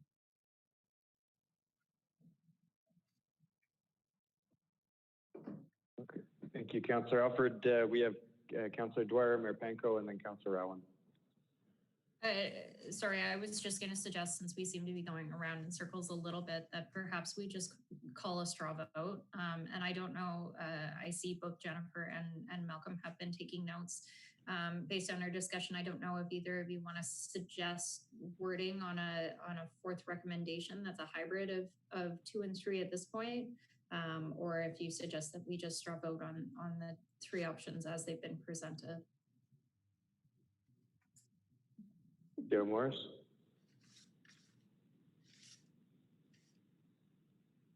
So despite the differences around the table, there are a few threads of similarity that I think we should talk about. It sounds like everyone's coalesced around eliminating the real property. So I'm seeing nodding heads. I think we can take that off the list. There seems to be consensus that the Riverdale one is not ideal and could be problematic. So I think what you need to do at this point is strip away those things you do not want to consider, and then have a discussion about whether, as a group, you want to consider the current location. It also seems like most of you want some form of public consultation. So my suggestion is engage in a public consultation, but be clear tonight about what's in and what's out of that public consultation. Thank you. Thank you for summarizing impartially all of the debate that we have had tonight. I'm fine with that. My opinion is that I too agree that Real and the Riverdale site are out. I would support public consultation, and my expectation around public consultation would be, as Councillor Alfred so deftly recommended last week, is there a role for the municipality to play in operating a campground? Is there expectation from the community that a campground does indeed add value? And what is it about the current location that does seem to be so attractive and valuable to both users and residents alike?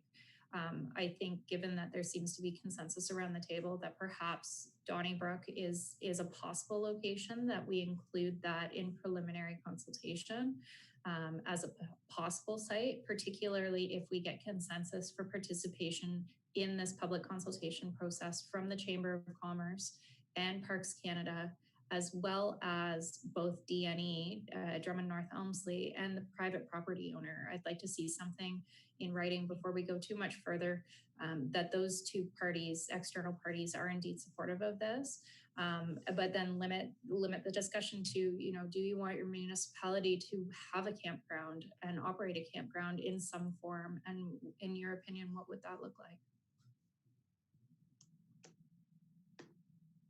Okay, so next up we've got Mayor Panko and then Councillor Allen.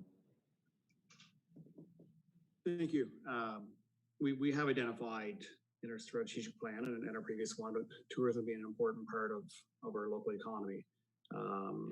And I think the discussion we're having is in many ways trying to balance the wishes and needs and wants of our stakeholders, being obviously our citizens, which I think are number one, our business community, our chamber, and of course Parks Canada being a partner here. I would, when I look at the chamber, I look at it as being primarily an opportunity for a source of revenue. And for our visitors, it is a place to stay and a place to enjoy. I would like to see if the chamber is, the chamber has indicated the past willingness to enhance the space. To go back to my comments earlier, is there maybe we can give a public consultation on enhanced space that could be there that would accommodate our citizens, because in the current model, with the exception of this year, of course, many of these seasonal residents who were there tended to have the assumption that was their space. I know local citizens who didn't feel comfortable walking through there because they felt they're walking through someone's backyard, or the fact that some of our citizens weren't even welcome in their own community because some of the people who were staying there felt it was their space. But we have a lot of space that could be utilized there in a much different fashion. And whether that was little cabins that could be rented out to some seasonal sites or weekend daily rental sites, I would like to see if there's a possibility of doing more with it to still support our tourism industry, still provide benefit to our chamber, still provide benefit to our businesses locally. And I think the key thing, as I think we all agree, is getting some understanding from our community. I agree, Donnybrook is a very intriguing site. I can see tremendous possibilities there, so I'd like to see that still on the table, assuming that there's potential partnerships. But again, I think our role there would be very limited. If there's feedback that suggests that's a great site, we can pretty much wash our hands of it, let the chamber and the property owner negotiate something. But I would like to see the opportunity to get that feedback from the community and consider greater possibilities for that space than what we've experienced there so far. So a blend, I guess, is my preference. Okay, so just to be clear, a blend of 2 and 3, because 2 is kind of walking away and not going any further, whereas 3 is tweak the options and get and then I guess proceed to public consultation. Is that what aspect of 2 would stay in that blend? Well, I guess maybe it's almost like a fourth option, really, where we're seeking public feedback on their preferences for this property and whether or not we should be in the campground. Well, I don't like to use the word campground because I think it could be so much more than that if it was done right, if Parks Canada supported a potential model. So it's more a matter of getting some public, maybe putting a pause on any decision right now until we gather some feedback in a structured, effective manner. Okay, so we've got Councillor Brennan, Mayor Panko, and Councillor Dwyer in favor of public opinion. Councillor Allen, you've got the floor next. Yeah, no, I agree. I was just going to say that perhaps we look at what Councillor Alford suggested for the time being, and while that is going on, it would give us an opportunity to have a wholesome look at other options and get public opinion in a very, complete way. Because I don't think they're going to be opening in this season. Am I right in that? I don't know. I guess it will depend on how things unfold. But having a step back would give us the time to get the public consultation that we're all interested in getting. And I agree. Take those 2 that we know we don't want as options off, but let's look at the other 2 and just see, what one is going to be the best as we move forward. Okay, so at this point, we've got consensus for public consultation. Councillor McKenna and then Councillor Alford. Yes, I like public consultation. I would add, I would like to see Parks Canada vision for the park. They're the ones that have instigated this. They've asked, they've ordered the campground gone. What is their vision? Because we're talking about this as if there's nothing else. That once it goes, what is the public going to say? Well, what's the other option there? So I would like Parks Canada to be involved in this and to say, here's our vision for what we want to do with that space. And so that should be out there as an option for the public to also understand what's going in the place of a campground. Thanks, Councillor McKenna. Councillor Alford. Yeah, I would, it worries me that we are heading in the direction of creating false expectations for our people by in the questions that we're asking them. So I would go very carefully on what kind of questions you're posing in any public consultation so as not to create what would we like to see in the park? Oh, by the way, Parks Canada is not going to allow us to have anything. So I just think we have to be very careful in managing the questions that are asked that doesn't create a false expectation that we can't deliver on because it's not our land to decide with. So I would, I'm sure staff will come up with some appropriate language, but in going into this, I would be very careful about the questions you're asking so that you don't do just that. Great. Thanks, Councillor Alford. I would agree with that. I think with Councillor McKenna's comments on making sure that Parks is involved in the consultation process would help facilitate that. Okay, so in summary here, we've got a consensus for public consultation. We've got a consensus to remove the real property from the short list and Riverdale from the short list in the report. What we want to get out of public consultation is an answer to the question of, does the public think there's a role for the municipality to play in operating a campground? What is the value of a campground to the municipality? Are there any potential options to enhance the current location that would help it come into Parks Canada's vision for the waterfront? And how would the Donnybrook option play out for the 2022 season? Is there anything I'm missing out of that? That's good. Okay, great. And Jennifer, is that clear direction, I guess, going forward? Yes, so I just wanted to clarify, I think it was your third point. You said, what is the appeal of the current location? But did you mean that, or did you mean we want Parks Canada vision as one of the options to consider? So I'm not sure of my third point. I guess there's two parts to it. One is what is Parks alternative? And the other is there options to enhance the way it's run right now to make it more appealing for Parks vision for the property? But they've got to have a competing vision too, which I think needs to be at the table to give a real fair analysis of all the options for people. Does that make sense with everybody else? Councillor Alford? I agree with Jennifer. I think you can't really ask people what the option that you've stated there, Mr. Chair, leaves some, like, why would we ask people if there are enhancements that could be there when it's not it's Parks Canada's land? Show us Parks Canada's vision, fine, but I wouldn't put that as a question to the public because as before, I think you're going to get possibly answers that you can't do anything with the answers that you get. Okay, Councillor Dwyer. Thank you.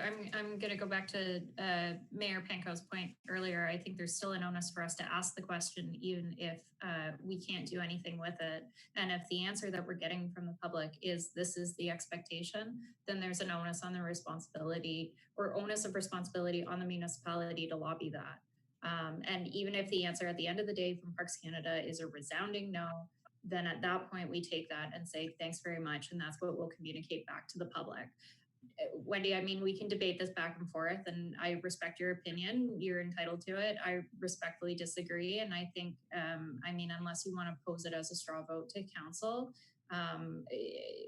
what I've heard in this discussion is that there is an interest from council in at least investigating whether or not there are an improvement to that site operated by either the municipality or the chamber, and what that looks like in a big picture, in contrast or in conjunction to the vision of Parks Canada.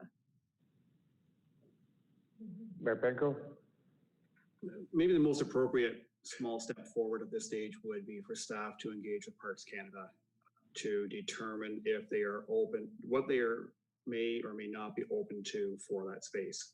If they're presented with the suggestion that would Parks be open to combination of public space with some camping and perhaps just or cabins, or what vision do they have for that space? And if there is zero possibility of it being a source of revenue for the chamber and a potential destination for our tourists, then there's probably no point going to the public with it at that stage. And my only concern is a timeline where we're going to the deadline here, but hopefully Parks Canada can respond quite quickly with some direction, and then we can seek public feedback subsequent to that. CEO Morris. Thank you, Mr. Chair. If you would indulge me, I'm referring to a letter that Parks Canada issued to us on the 7th of October of 2019. And I think it really captures their position. And I think it's worth noting in the context of this discussion. So bear with me, I'll read through it. In order to move forward, current unauthorized uses must be ended and steps put in place to transition the site's land use to again align with the original purpose of agreement for Victoria Park, that of open space parkland. They're very clear about that. That original vision for Victoria Park is reflected in Parks Canada's vision for the site today. We believe it also fully aligns with the town's own strategic plans and waterfront development documents. The vision includes opening up the viewscapes along the canal, encouraging a mix of natural and open green spaces along the water, connecting spaces along the waterfront by pathways and trails, and encouraging the broadest possible public access, use, and enjoyment of the site.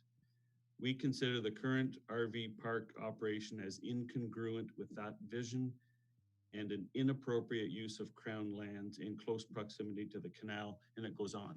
But I think you get the flavor. They want an open, publicly accessible park setting, which was the original vision for Victoria Park way back in 1897 when we first got a license for the town to manage it.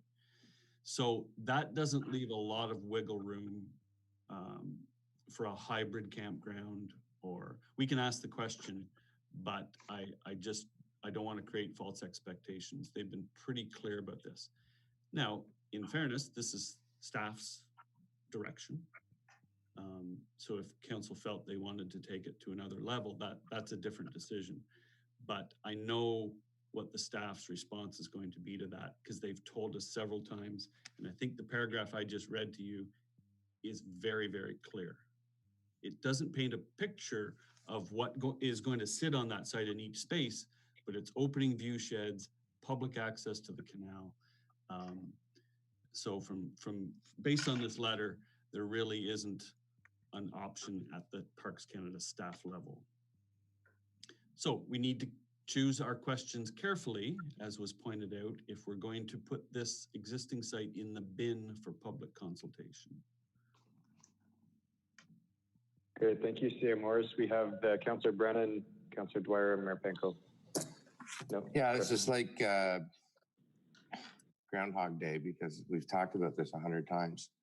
And the fact of the matter is that we did get that letter. It was written by a bureaucrat. You know, as I said in November, we need to have the political will, and that means writing a letter to the minister. And what we should do is have the public consultation in our back pocket when we go that route, because at the staff level, that's true. That's what Parks Canada says. However, we are the decision makers. This is Smith Falls, our town. We've had that area for 80 years or 90 years. And I mean, unless my colleagues around the table here are willing to go that route, then just forget about it. But I'd like to hear from people, and people, maybe the people will say, it looks great the way it is now because there's nobody there. Then that's great. If they say, why can't you improve it? The chamber had a great plan to improve it. So, I mean, there is taking it to another level, and that is an option for you people. And I'm right behind you if you go that way. Mayor Penko? Yeah, we're talking big space, right? And my hope is that there would be maybe a method of accommodating great public space and green space, and a pathway along the waterfront and benches and lighting and just great space for our citizens to enjoy the waterfront as they do other parts of the waterfront. But we have to recall that, or understand there's a number of homes along the Lombard Street section there. And we're backyards, which may or may not be a desirable thing to look into, and private properties, private spaces that probably aren't conducive to a park in this situation. So, I mean, if we had green space right to the sidewalk, it's in this area, it's one thing. But if we're going to have homes along there for forever, which is probably going to be the case, then having some degree of some form of accommodation, maybe desirable accommodations, little cabins or whatever along that, can probably accommodate tourist needs and chamber needs and enhance the overall quality of space. But again, I simply ask that we go back to Parks Canada and say, is there any possibility of any hybrid model here to meet the needs of the broader community? And if the answer is a solid no, then we'll come back here and we'll talk about it. Okay, Mayor Penko, and that's before public consultation or instead of public consultation? My preference is we have feedback from Parks Canada before we go to public consultation. We need something to share with the public. I don't think we can simply share a thought of a potential vision. We need something a little more tangible than that. Okay. Is there a consensus to that, Councillor McKenna? I appreciate the CEO Morse outlining and reminding us what Parks Canada's vision is. And if I'm asked to make a choice between an RV park for a small number of people to benefit from, and the economic spin-offs that come with that, or a green space and a park space that every resident, every tourist, everybody who visits our town can promenade along in wheelchairs or walkers or rolling or bikes or whatever, I'm going with the green space for everyone and not the RV park for the few.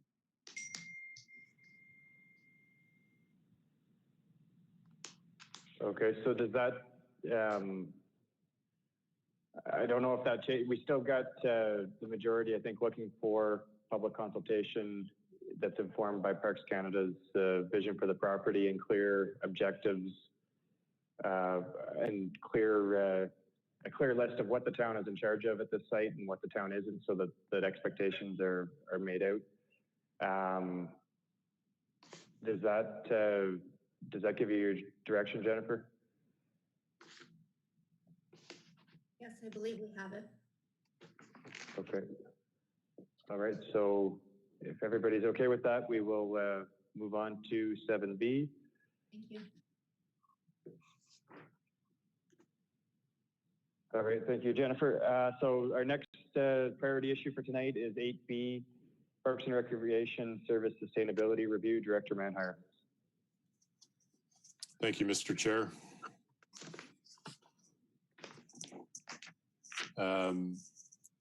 We do have what we're presenting this evening is the Community Services Parks and Recreation Department Service Review. This is a review that was undertaken as part of the service sustainability program initiated under the previous council, and still continues along. This is one of our very visible services, obviously. The mandate of the service review is to systematically examine the town of Smiths Falls existing service development and develop options and strategies that will enable the town to match resources to services in the immediate and long-term future in a sustainable way. So if we can just move the slide presentation, sorry, to the next one, please. Okay, so I'd like to, whoops, one back, yep, perfect. I would like to thank the people that were involved as a part of this. There's Jennifer Miller, the Manager of Economic Development and Tourism, Tana Torch, who's the Scheduling Assistant and Administrative Clerk, Nick Pilon, who is the Community Development Clerk, Chris Burns, who is the Operations Supervisor for Parks and Recreation and Arena, Kyle Langdon, who is the arena operator and also works in the Parks Department, and Greg Sonnenberg, who is the lead hand for that. There was a lot of information that this group gathered in and a lot of expertise delivered to this process through that group. So what we're going to be looking at is an overview of our services, the assets. Sorry, can we go on to the next slide, please? The assets in our organization, the organizational structure, the service areas, the complexity of the services overall, because you know, as we kind of carve these off, it's important to remember that the same group of people that delivered this service deliver the arena operations, Hillcrest services, maintenance services. So we're talking about the same crew here that do all of these things. And the real issue here, the real good piece is the contribution to the quality of life for residents in the community. So currently our Parks and Recreation Department has a number of different processes that we follow. One of the things that informs this process, sorry, can we go to the next slide? One of the things that informs this process is what's called a Parks and Recreation Master Plan. And the Parks and Recreation Master Plan is like an OP for the community. It tells us kind of what our assets are, where our assets are being used.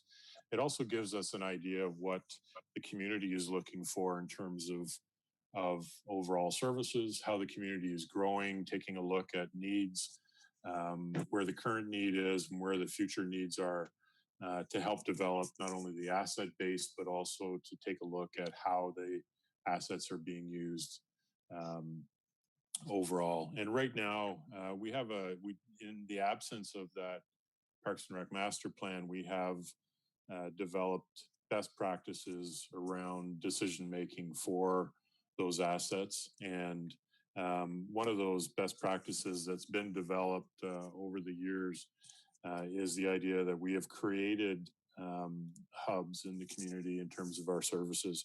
So as an example, Lower Reach, the campus is predominantly related to sport and active participation activities, the fields, the social congregating areas. The municipal arena campus, which is predominantly related to recreation, social facilities in the area, the seniors activity center, the Jerry Low Rink, skateboard park, lawn bowling, tennis facilities, the arena. And then, of course, there's also the active pieces in terms of the trails and other assets around how people recreate in the community. And of course, the idea of being on the waterfront in town is a huge asset that we have available to us, that is also kind of grouped together in like assets. And as an example of that, the idea of fountains in Centennial Park as a part of the attraction for people walking around the water basin. One of the pieces that is worthwhile, can I get to the next slide, please? Thank you. One of the pieces that's worthwhile noting is the approach that we take in terms of the provision of services, but also how we determine fees for services or priorities for services. And it's called the benefits-based approach. And there's a continuum of services. And on one end, you have the public good, which is activities and services that are um, are good for everyone. And whether people participate in them or not, they're available for everybody, usually with no fee, which we have an abundance of services in the community that kind of cater to this end. And as an example, I would use kind of Canada Day as an example. We invest in activities for that day, the fireworks, the bouncy castles, and all the rest of the things that we pull together. We provide it at no charge to the community. We encourage everybody to participate, and we use municipal assets, the parks and trails, as a part of that service delivery. So there's no fee, and there's a great benefit to the community. On the other end of the spectrum, and there are a number of different steps along the way, but the other end of the spectrum is when you have groups that are using municipal assets for financial gain. And so an example of this was during the arena service review, and we were looking at hockey camps that come in, use arena services, usually during the shoulder seasons where they're charging a significant amount of money. There are people that actually make a living running some of those programs. There's benefit to the community, some benefit to the community in that people get to participate in it, but it also serves people from outside of the community as well. And it's more beneficial for the people that are running it and making money off of it.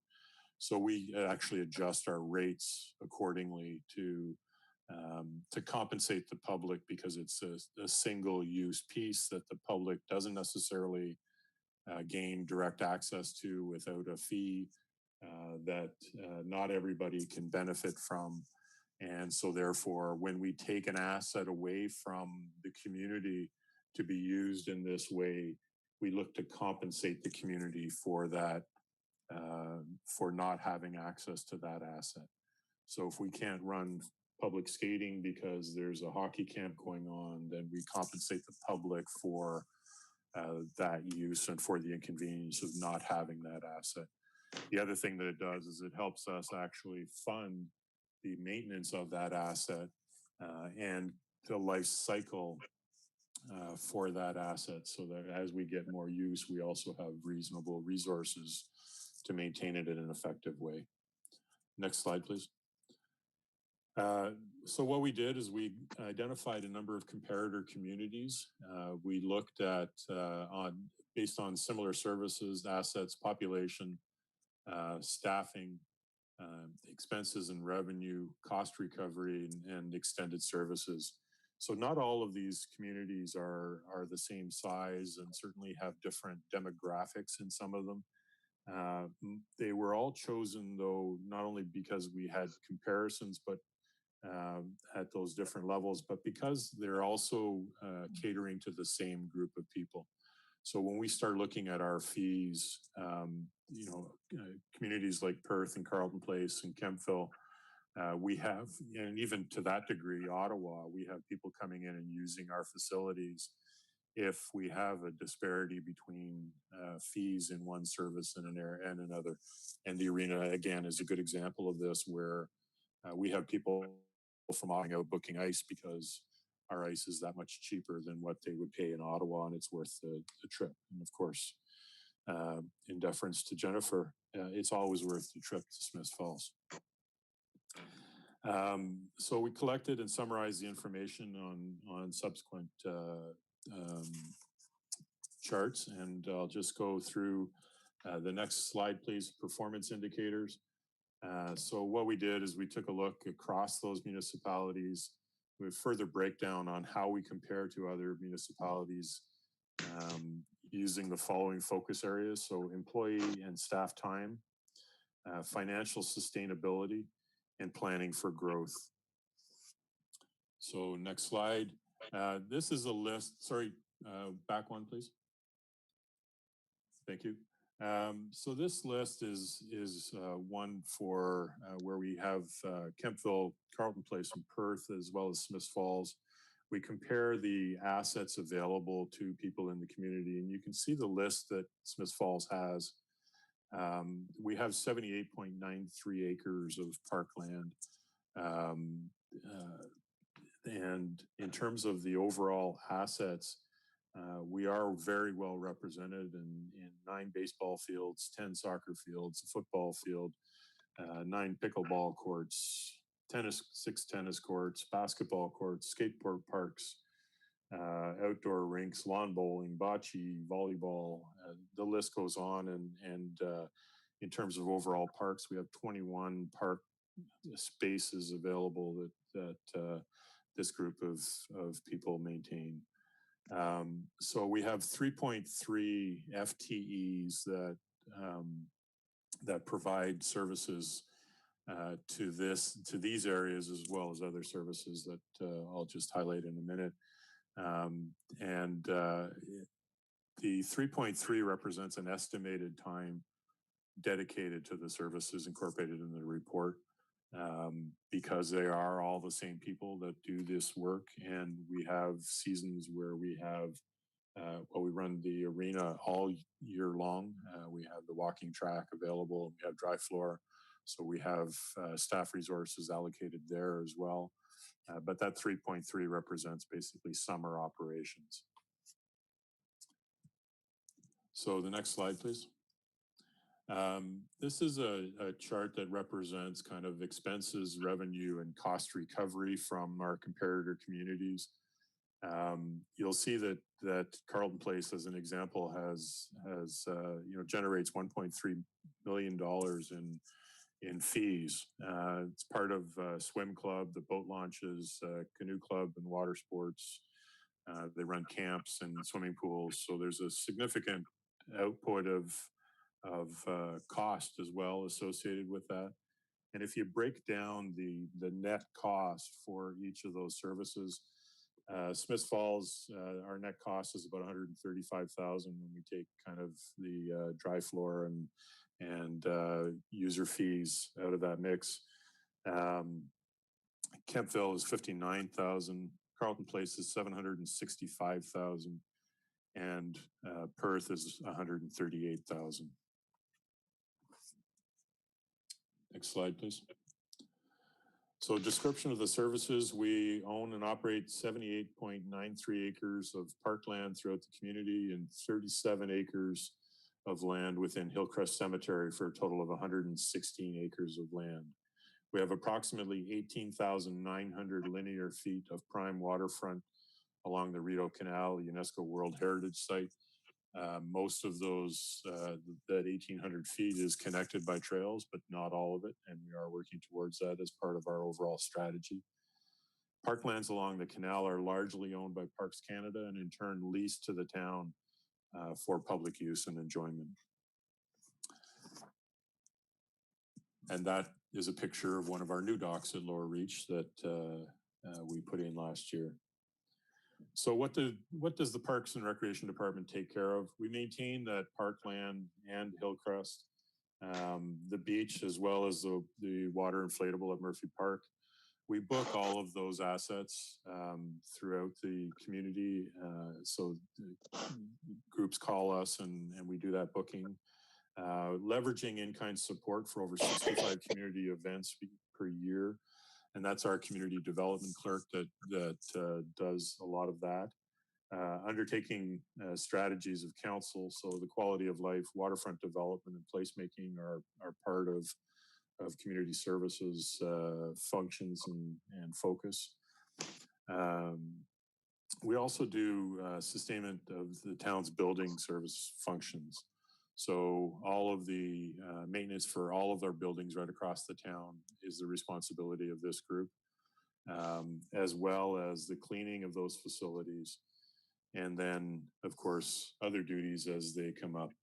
So the findings, our parks operations include, but are not limited to, field maintenance, grading, field painting, resodding, grass cutting and all the bed remediation and work, picking up litter and removal daily, planting trees, repairing and inspection of equipment, winter maintenance, cleaning and operation of facilities daily, corralling and maintaining the safety of our swans, which at various times has been more labor intensive than others, and our current ones seem to be very self-sustaining, which is nice. Inspection of watercourses and debris removal, annual inspections, bridges, natural areas, trails and aprons, managing construction and capital improvement projects that fall within the strategic priorities of the Community Services Department for Council, planting, weeding horticultural beds.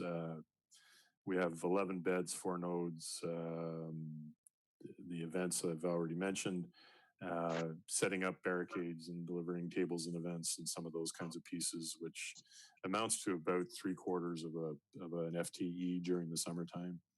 And then building services for all departments. So moving, fixing, or installing items, lights, desks, moving boxes, file cabinets, all of that kind of stuff is the purview of this group. All of our services, sorry, Dave, can we move on to findings continued, please?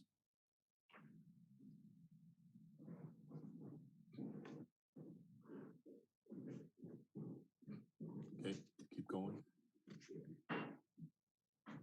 One more.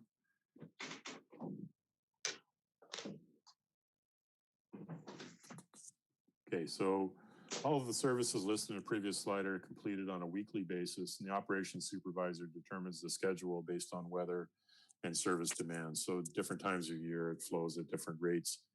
Parks and Recreation Department has taken additional services and duties within the scope of the Public Works Department and Downtown Business Improvement catchment area, including cutting grass at the sewage treatment plant, water treatment plant, police station, cleaning sidewalks and boulevards within the DBA catchment area as well. And then as an overall, we've got 3.3 FTEs. And here's where the tricky math kind of comes into play. The large grass cutting area and trimming on a weekly basis takes about 4.12 FTEs. So you can appreciate that what happens along the way as staff are doing other things is that the service level tends to change depending on availability of staff. So other services become neglected, or the level of service that has become expected has become unachievable. And certainly at different times when the grass is growing really well, or we've got a lot of use in the fields, there's a lot more intensity in that work. The shoulder seasons obviously are a bit of a challenge as well. We also, as I said earlier, maintain the community center where we have ice in a normal year. That we all know this is not.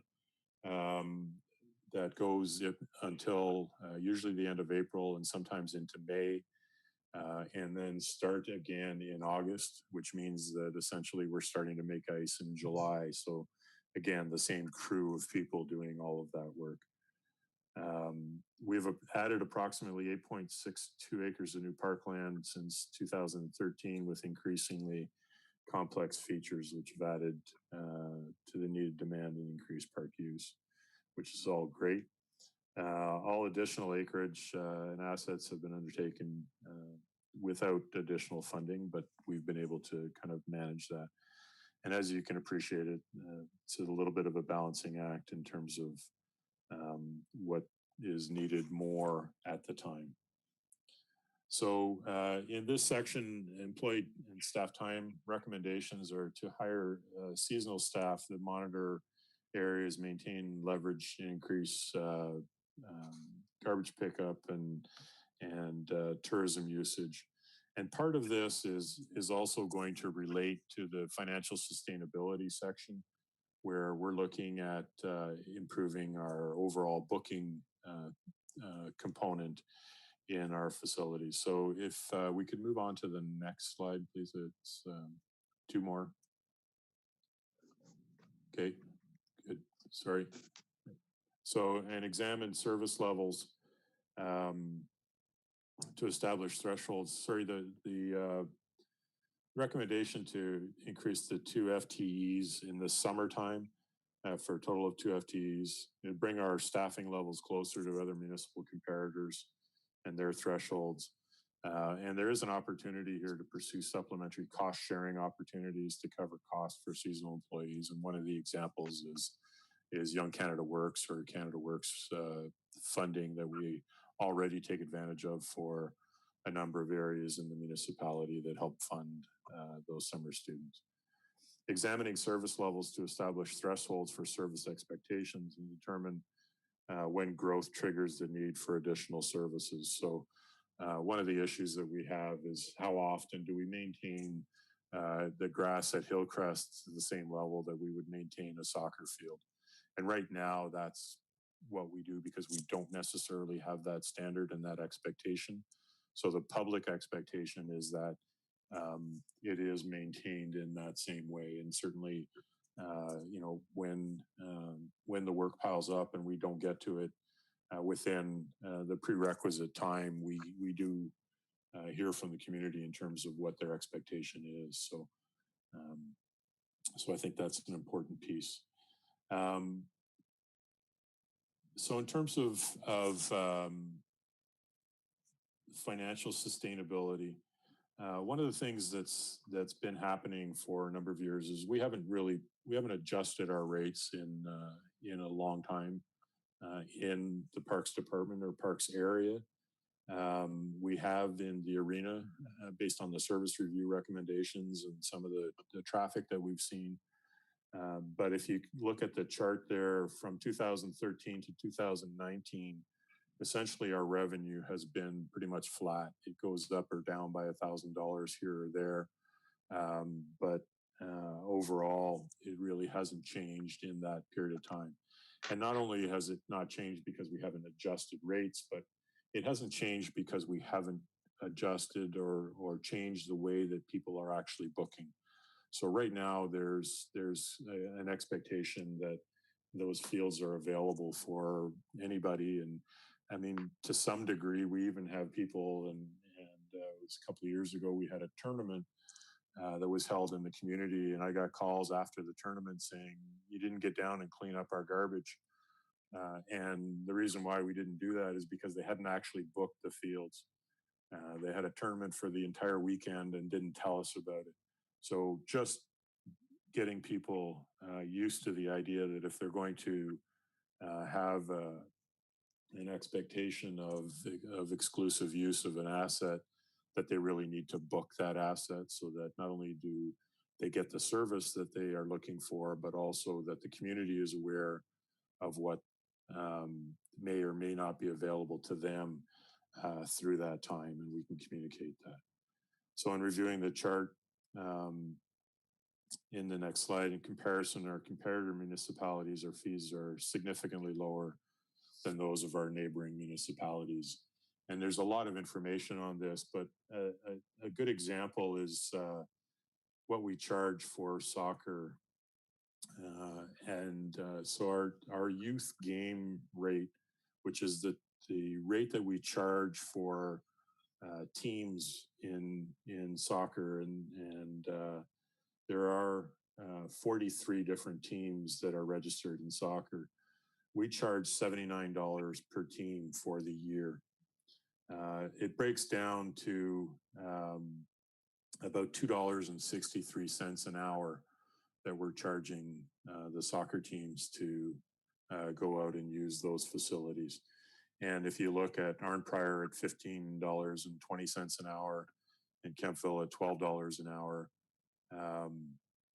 you give an idea of what those rates are like. And that's where, you know, our big challenge is that our rates are so low and we have so many assets that are well used, but we're certainly not maximizing the revenue on those assets. And, you know, we wouldn't want to compromise. Yeah, I can't see anybody, by the way. So if you have your hand up, please let me know. Yep.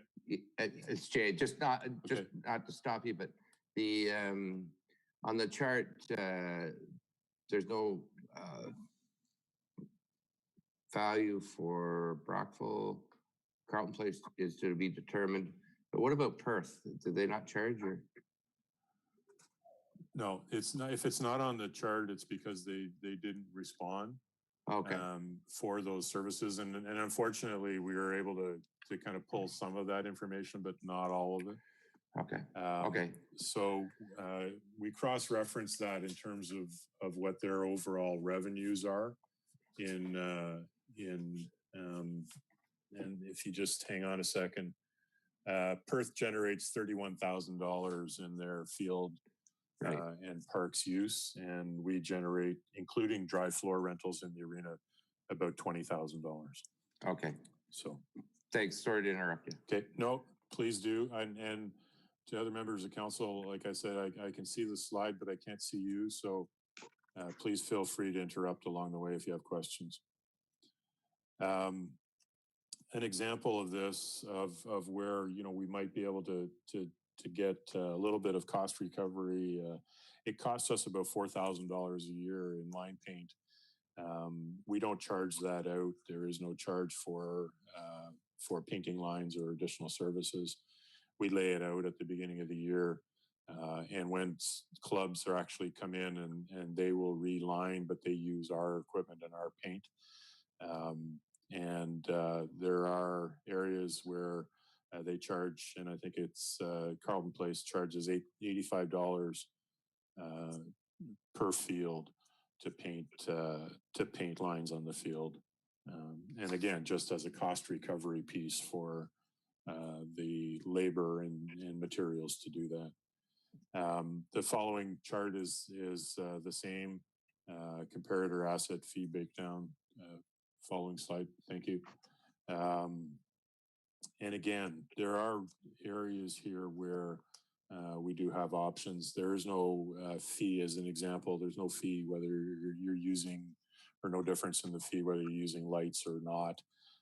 Some municipalities charge additional rate for night games or times when people are using using lights. So that's a possibility there. The revenue generated through sports fields rentals helps to offset the total operational costs.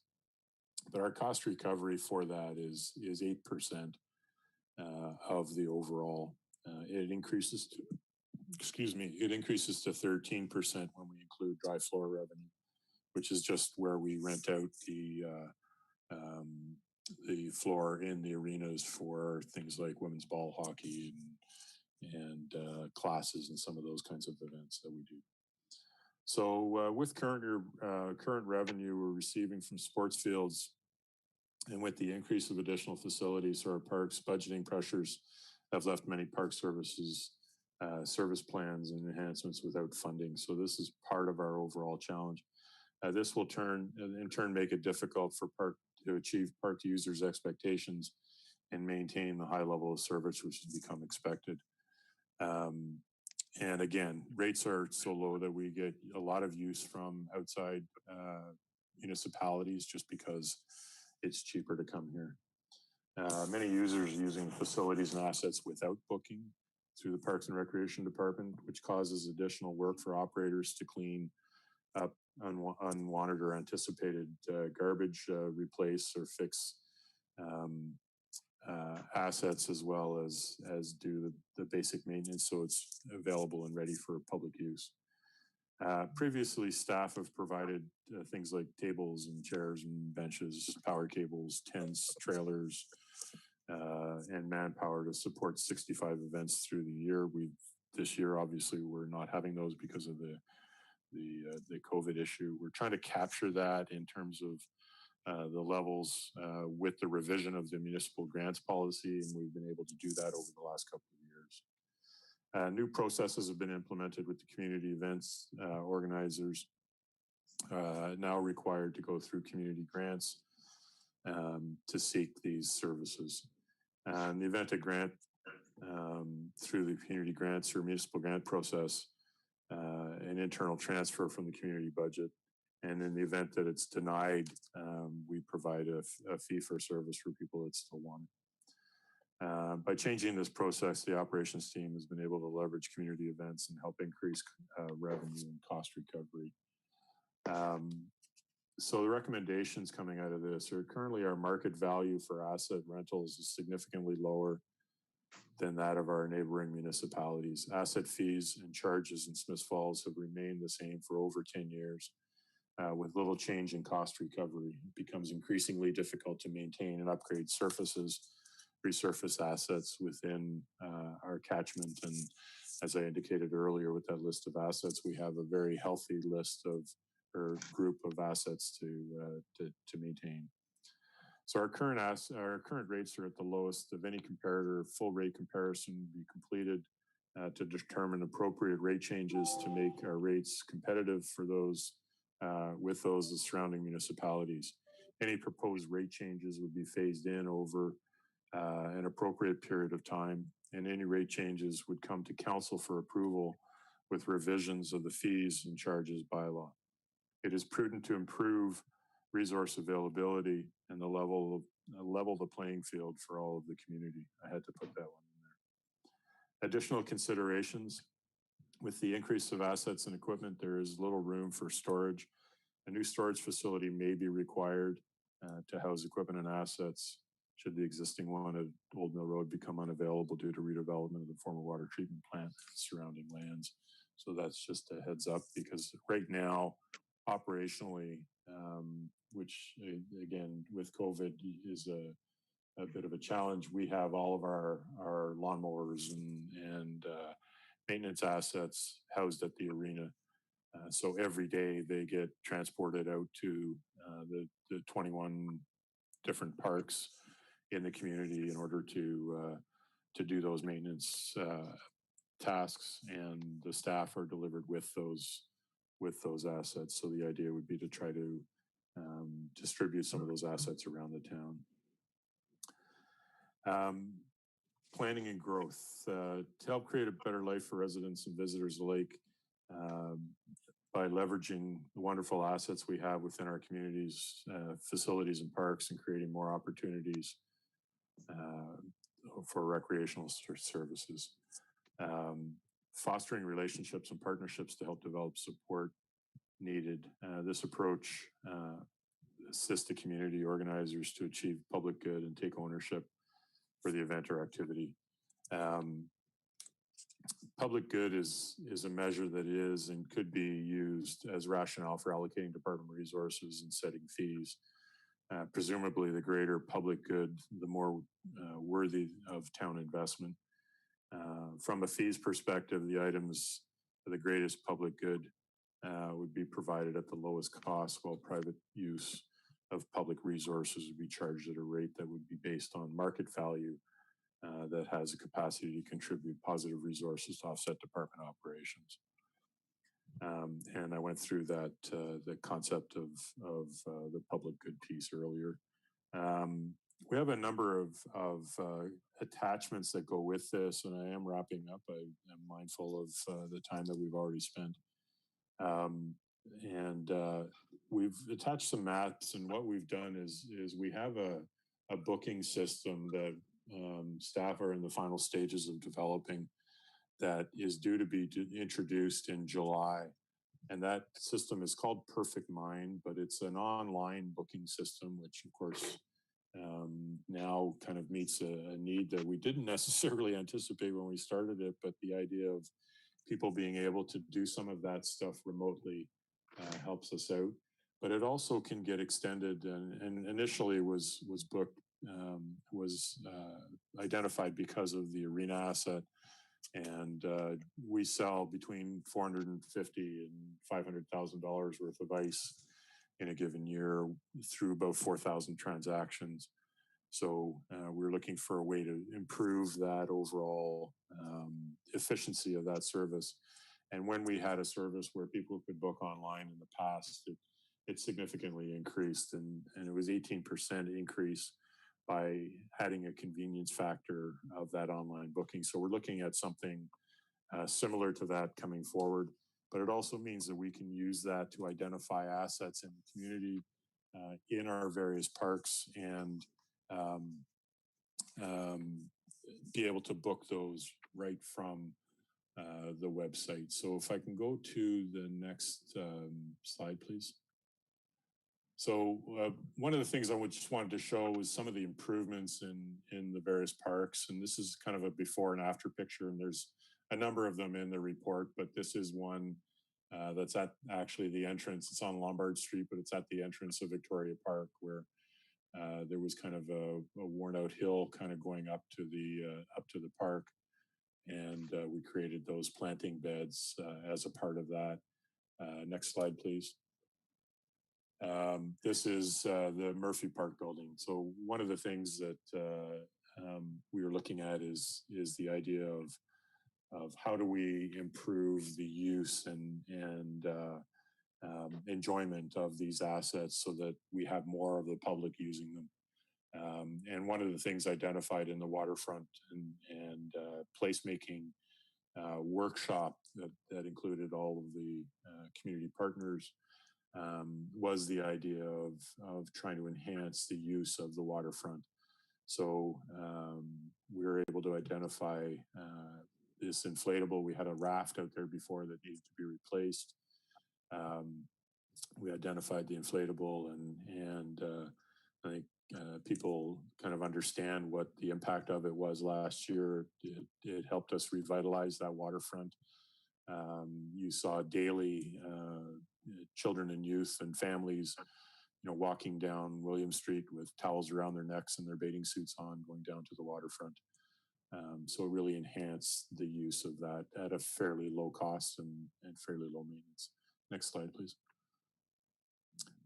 Tennis courts, project that was overdue over the last couple of years and was completed in this past year. And as a result, you've got the difference in the look and feel, but it also contributed to the growth of pickleball in the community and other uses that weren't there before. That now that we have that asset and it's well maintained and in good condition, we're getting a significant amount of increased use in those facilities. And we do make an investment in these facilities, and the whole concept of quality of life comes into play when people are able to use those facilities to enhance their experiences in the community. Thank you. Next slide, please. So this is one more, and it's the entrance off of Old Sly's Bridge going into Lower Reach Park. So where there was kind of a piece of a berm that was there for a number of years that was washing away, we were able to go in and replace that with a growing area. We've planted trees on top of it. We've created a designated entrance into the park off of that section of the road, which has greatly enhanced that. And if I could get out and take a picture right now, there would be grass all over that knoll, which makes it look a lot nicer. Next slide, please. So one of the things we're able to do as well is identify all of the community assets in the various parks and put them on Google Maps that are available on our website, so people could actually go and see where the nearest park to them was and what kind of amenities were in that park, or identify, if they wanted to go play baseball or soccer, where is the closest field or closest area for that. And when you go on the site, you can actually highlight and hover over, and it will tell you what's there. The next item is just listing kind of sorry, go to the next slide, please. Lists all the parks and green spaces around the community, and from one corner to the next, we have staff going all over to be able to maintain those assets. But when you go to one of those slides or one of those areas, you can actually click on it, and when Perfect Mind is up and running, you will be able to go and book the ball diamond at Lower Reach Park from this map and the website. So the recommendations is, the first priority is really to get that Parks and Rec master plan in place to inform our planning decisions and operational needs. And that's really a crucial space to, in a growing community, especially to make sure that not only do we have the right services, but that they're being used in an effective way and the way that the community is really looking for. And then to continue to promote townwide casual and drop-in opportunities, trails, parks, skateboard park, outdoor fitness equipment, and for residents, families, and visitors. And it's really important that those assets be available to people. And we look at it in this time, and it's really crucial for us to provide those kinds of outlets to people, so that not only can they have the social outlet, but the mental health benefits of being able to get into the outdoors and participate in the community. And then address opportunities within that parkland through community partnerships, development, growth, and assets. And one of the things that we touched on earlier, but it was just to reinforce that, it's called Parks and Recreation, but there is no recreation, very little recreation services delivered. We don't have programmers, we don't run camps. We have at various times to identify a program and get it up and running. And we have some funding through the Jerry Lowe Foundation and the Senators Foundation that we use for summer programs. But essentially, our job and our department is set up to leverage relationships in the community and build those relationships so that we provide, through those relationships, we develop opportunities for the public to get involved and for them to have activities. And we don't run soccer, but we have a good relationship with the soccer association that comes in and does those kinds of programs. So it's very much a partnership development model that we follow that allows us to leverage the assets that we have available to create the opportunities. And we need, of course, to continue to do that so that we can make sure that the investment in these assets is paying off as much as possible for people in the community, and it's affecting positively the quality of life that people have. So I think that's the bulk of it.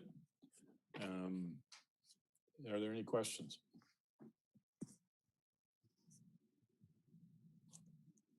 Great, thanks, Art. Now that we've got everybody's screens back here, do we have any questions to start off? Councillor Brennan? Thanks, Art. And I'm glad we waited till this week to have this discussion, because I had read the report and it's very comprehensive. And thank you for all that work, because I know it's a lot of work to put together. One question that I thought of over the week when I was thinking about it and watching the guys cutting grass and stuff, given the fact that in all probability there's not going to be any leagues this year, and although for single use it's available and it just starting to be used within margins, does that affect the maintenance of the fields, i.e. the grass cutting during this COVID time? Well, I mean, the time right now is, as everybody who has a home understands, the grass is growing very well. So, we're out cutting it more often than we would otherwise. We haven't at this point lined the fields and done some of that maintenance work until we know kind of what that looks like. We will be doing that just because if people want to get out and run around, they've got a reference point to be able to do that. But certainly in terms of our overall maintenance, we haven't hired our summer students as part of our overall strategy. So we were supplementing our staff with summer students, and we don't have those people. We don't have the support for the community-based events this year because there are not a lot of community-based events. So we do have some options there in terms of how we deploy and what we do. Yeah. But there is, the other part is even the logistics of getting people out to work sites has been a little bit more onerous just because of proximity pieces. Yeah, just one more through the chair, if you don't mind. I'm pretty sure that we had the basketball courts in budget this year. We had a donation towards that. Would that be more moving forward? We are actually. We've been preparing the specifications for that and look to be putting that out shortly. So the tender should come out within the next 2 weeks. Okay, that's good to know. Anyway, just to conclude, thanks for the report. There's a lot of food for thought. I think the first step is the master plan, as you mentioned. And I look forward to seeing some numbers in terms of cost recovery and that sort of thing, and maybe a little more detail on the comparators. I know not everyone got back to us, so but thanks a lot. We have a lot of assets here, and we're very lucky to have them maintained the way they are. So thanks for all your work. Great group. Thanks, Councillor Brennan. Anybody else? Councillor Alford.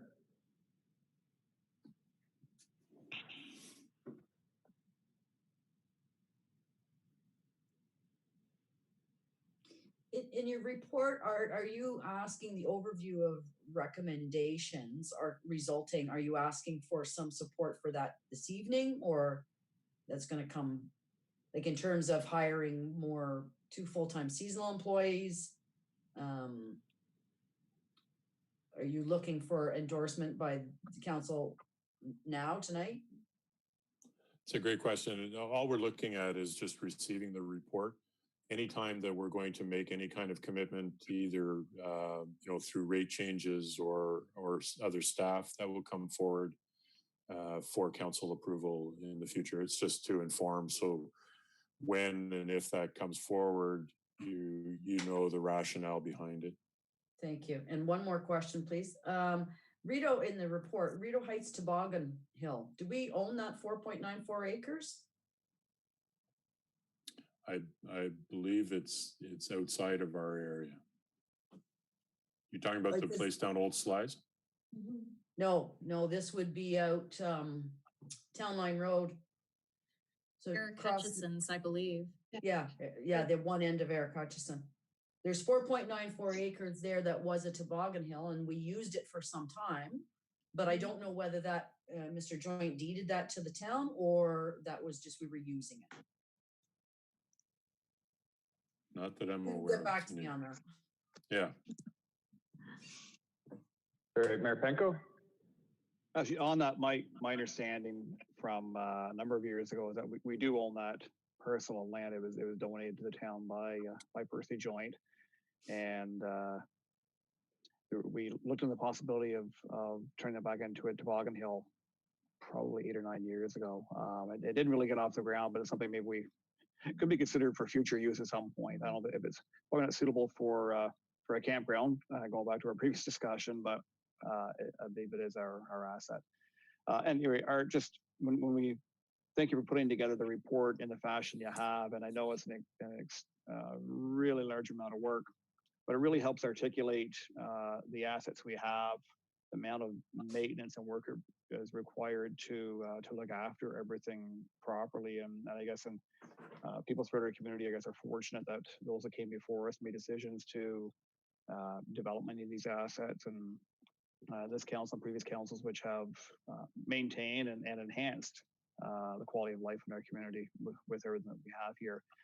So I appreciate the suggestion or the recommendation that we look towards hiring summer students to try and help complement what you have. I think that just makes sense, and it gives students an opportunity for some great work and experience, and a very cost-effective way of getting the work done.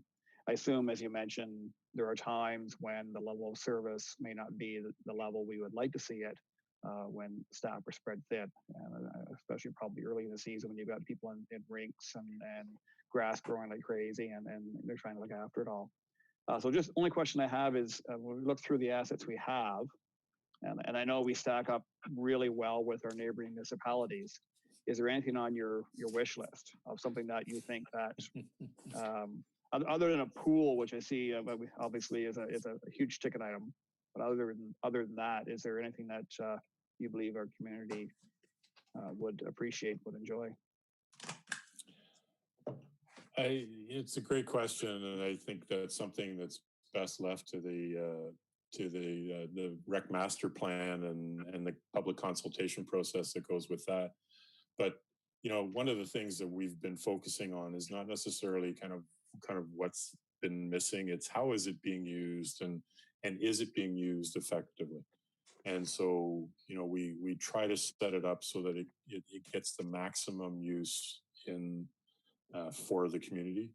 And we've reached out to common users to try to leverage activities or tournaments or those kinds of things to take advantage of that. And I guess the Murphy Park inflatable is just an example. We've got a waterfront, so people were using it kind of on and off. We introduced a fun element that's relatively low cost that, all of a sudden, usage rates go through the roof because this is something that people feel, contributed to their quality of life. And as an example, we did an RFP for the Murphy Park building, for the use of the Murphy Park building. And we have a proponent we're working with right now who's very interested in being there because of the traffic generated through the inflatable and through having the fountains and having the plantings down there, so that it's more of a hub than it has been, and it's getting more use, and therefore it's also driving auxiliary services that want to be part of that.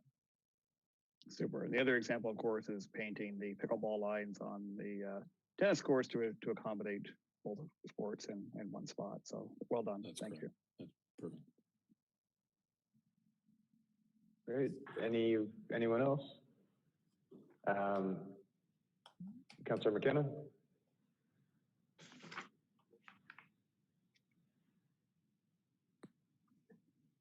Thanks very much, Director Meyer, and for the review team. I said this before, these service reviews are an excellent way for role like ours as the governors or policy people to actually look down into the weeds and see how everything works. And I learned a great deal, and I encourage the public to look at it and just see how everything works. It's sometimes it's invisible how all this happens. Somehow it's magic, but you demonstrate in the report the hard work and resources that have to go into making it. The only question I had is on page 5. It begs the question, what's going on in Carlton Place? Are they that different in their expenses and revenue that there's such an outlier there, by hundreds of times more expensive and revenue? I didn't think they had many assets. If you know what I'm talking about, $2.1 million. Carlton Place you're talking about? Sorry. All the rest of us. Yes. Is that a typo? Nope. We've checked it several times. It's part of it is the type of assets that you're operating. When you're operating a pool, is a good example. Pools are very expensive assets to operate, and the cost for supervision and maintenance of those assets are fairly significant. And where we're lucky enough that we have some reasonably low maintenance items. Even our splash pad is not something that takes a massive amount of resource in order to maintain in a very usable way. So I think it was good investment on our part.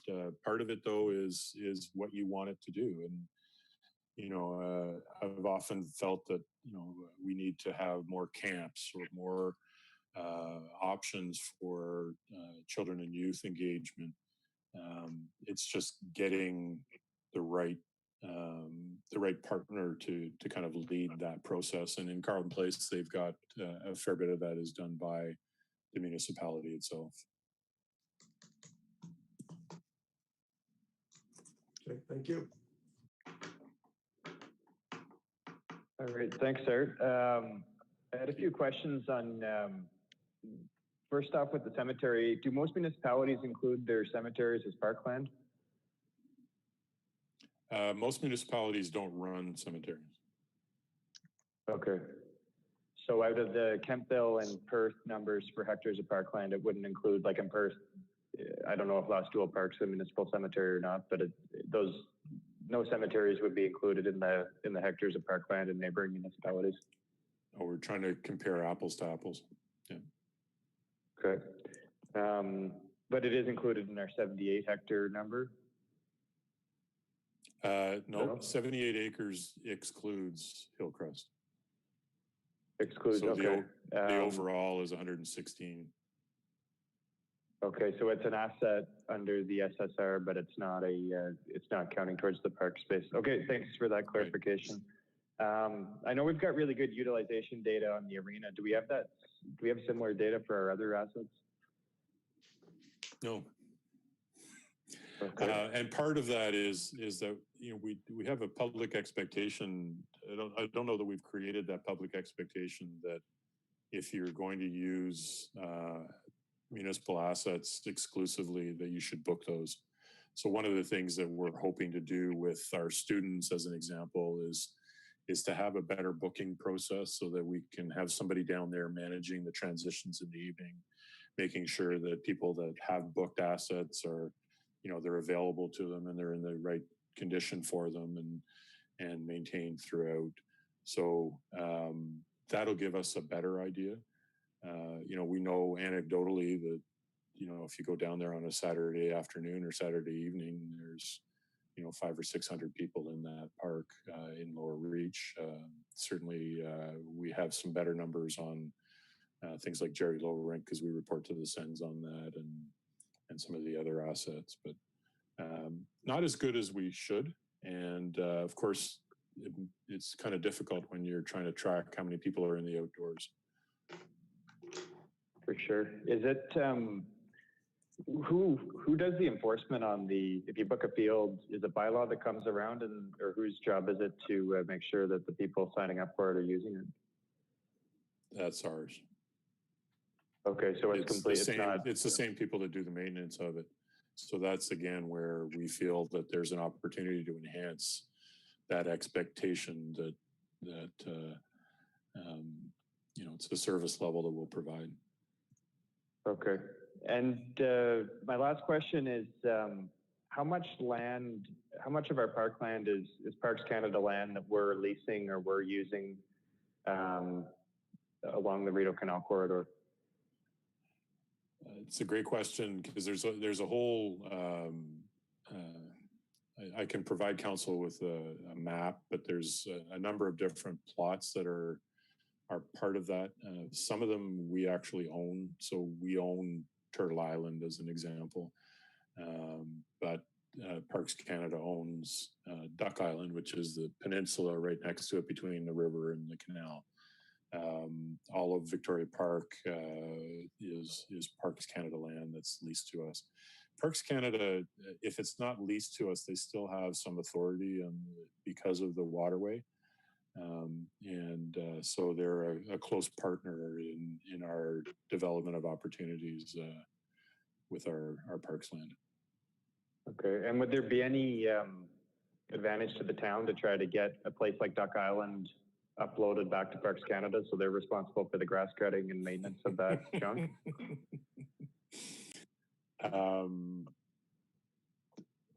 I guess. I think there's some history that goes back there with the water treatment plant and what was municipal land, how much is filled in, but the idea that we maintain it also means that we control what happens there, and so we can set it up in a service that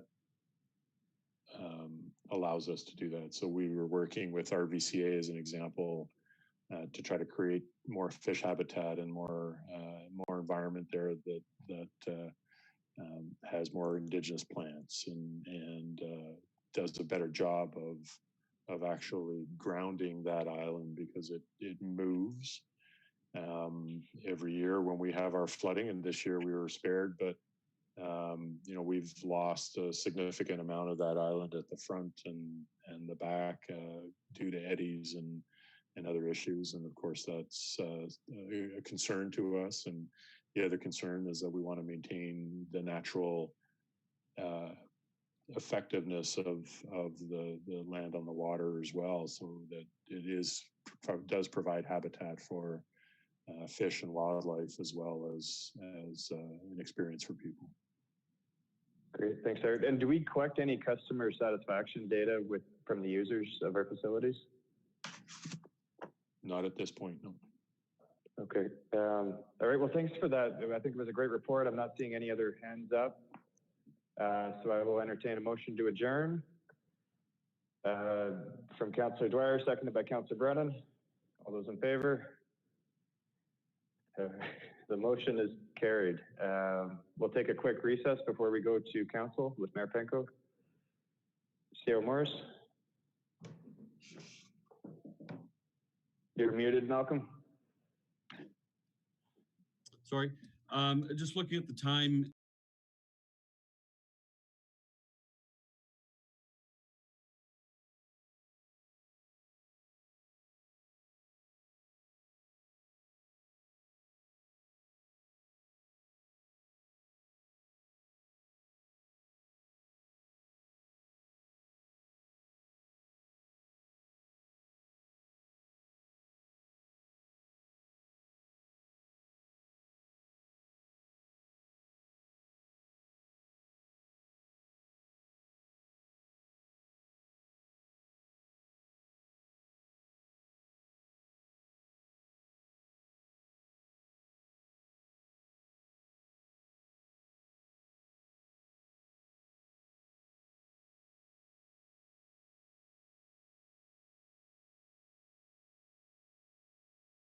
Say it again, Jay. In 1905, a Smith Falls team challenged for what sporting trophy? Stanley Stanley Cup. Cup. Absolutely. I got Against one. who? Hey, I was first. Against who? Against who? I don't know. Ottawa. Oh, the Senators. Are they even a team then? No, I would think it was Montreal. It was Ottawa. It says Ottawa. Ottawa. Was Ottawa it? Silver 7. It's on Ottawa the Silver 7. cup. I've seen Yeah, it's it. on the That's cup. how I knew. It's right on the Stanley Cup. Yeah. Okay. The Okay. banners are in the rink. I'll get you next week.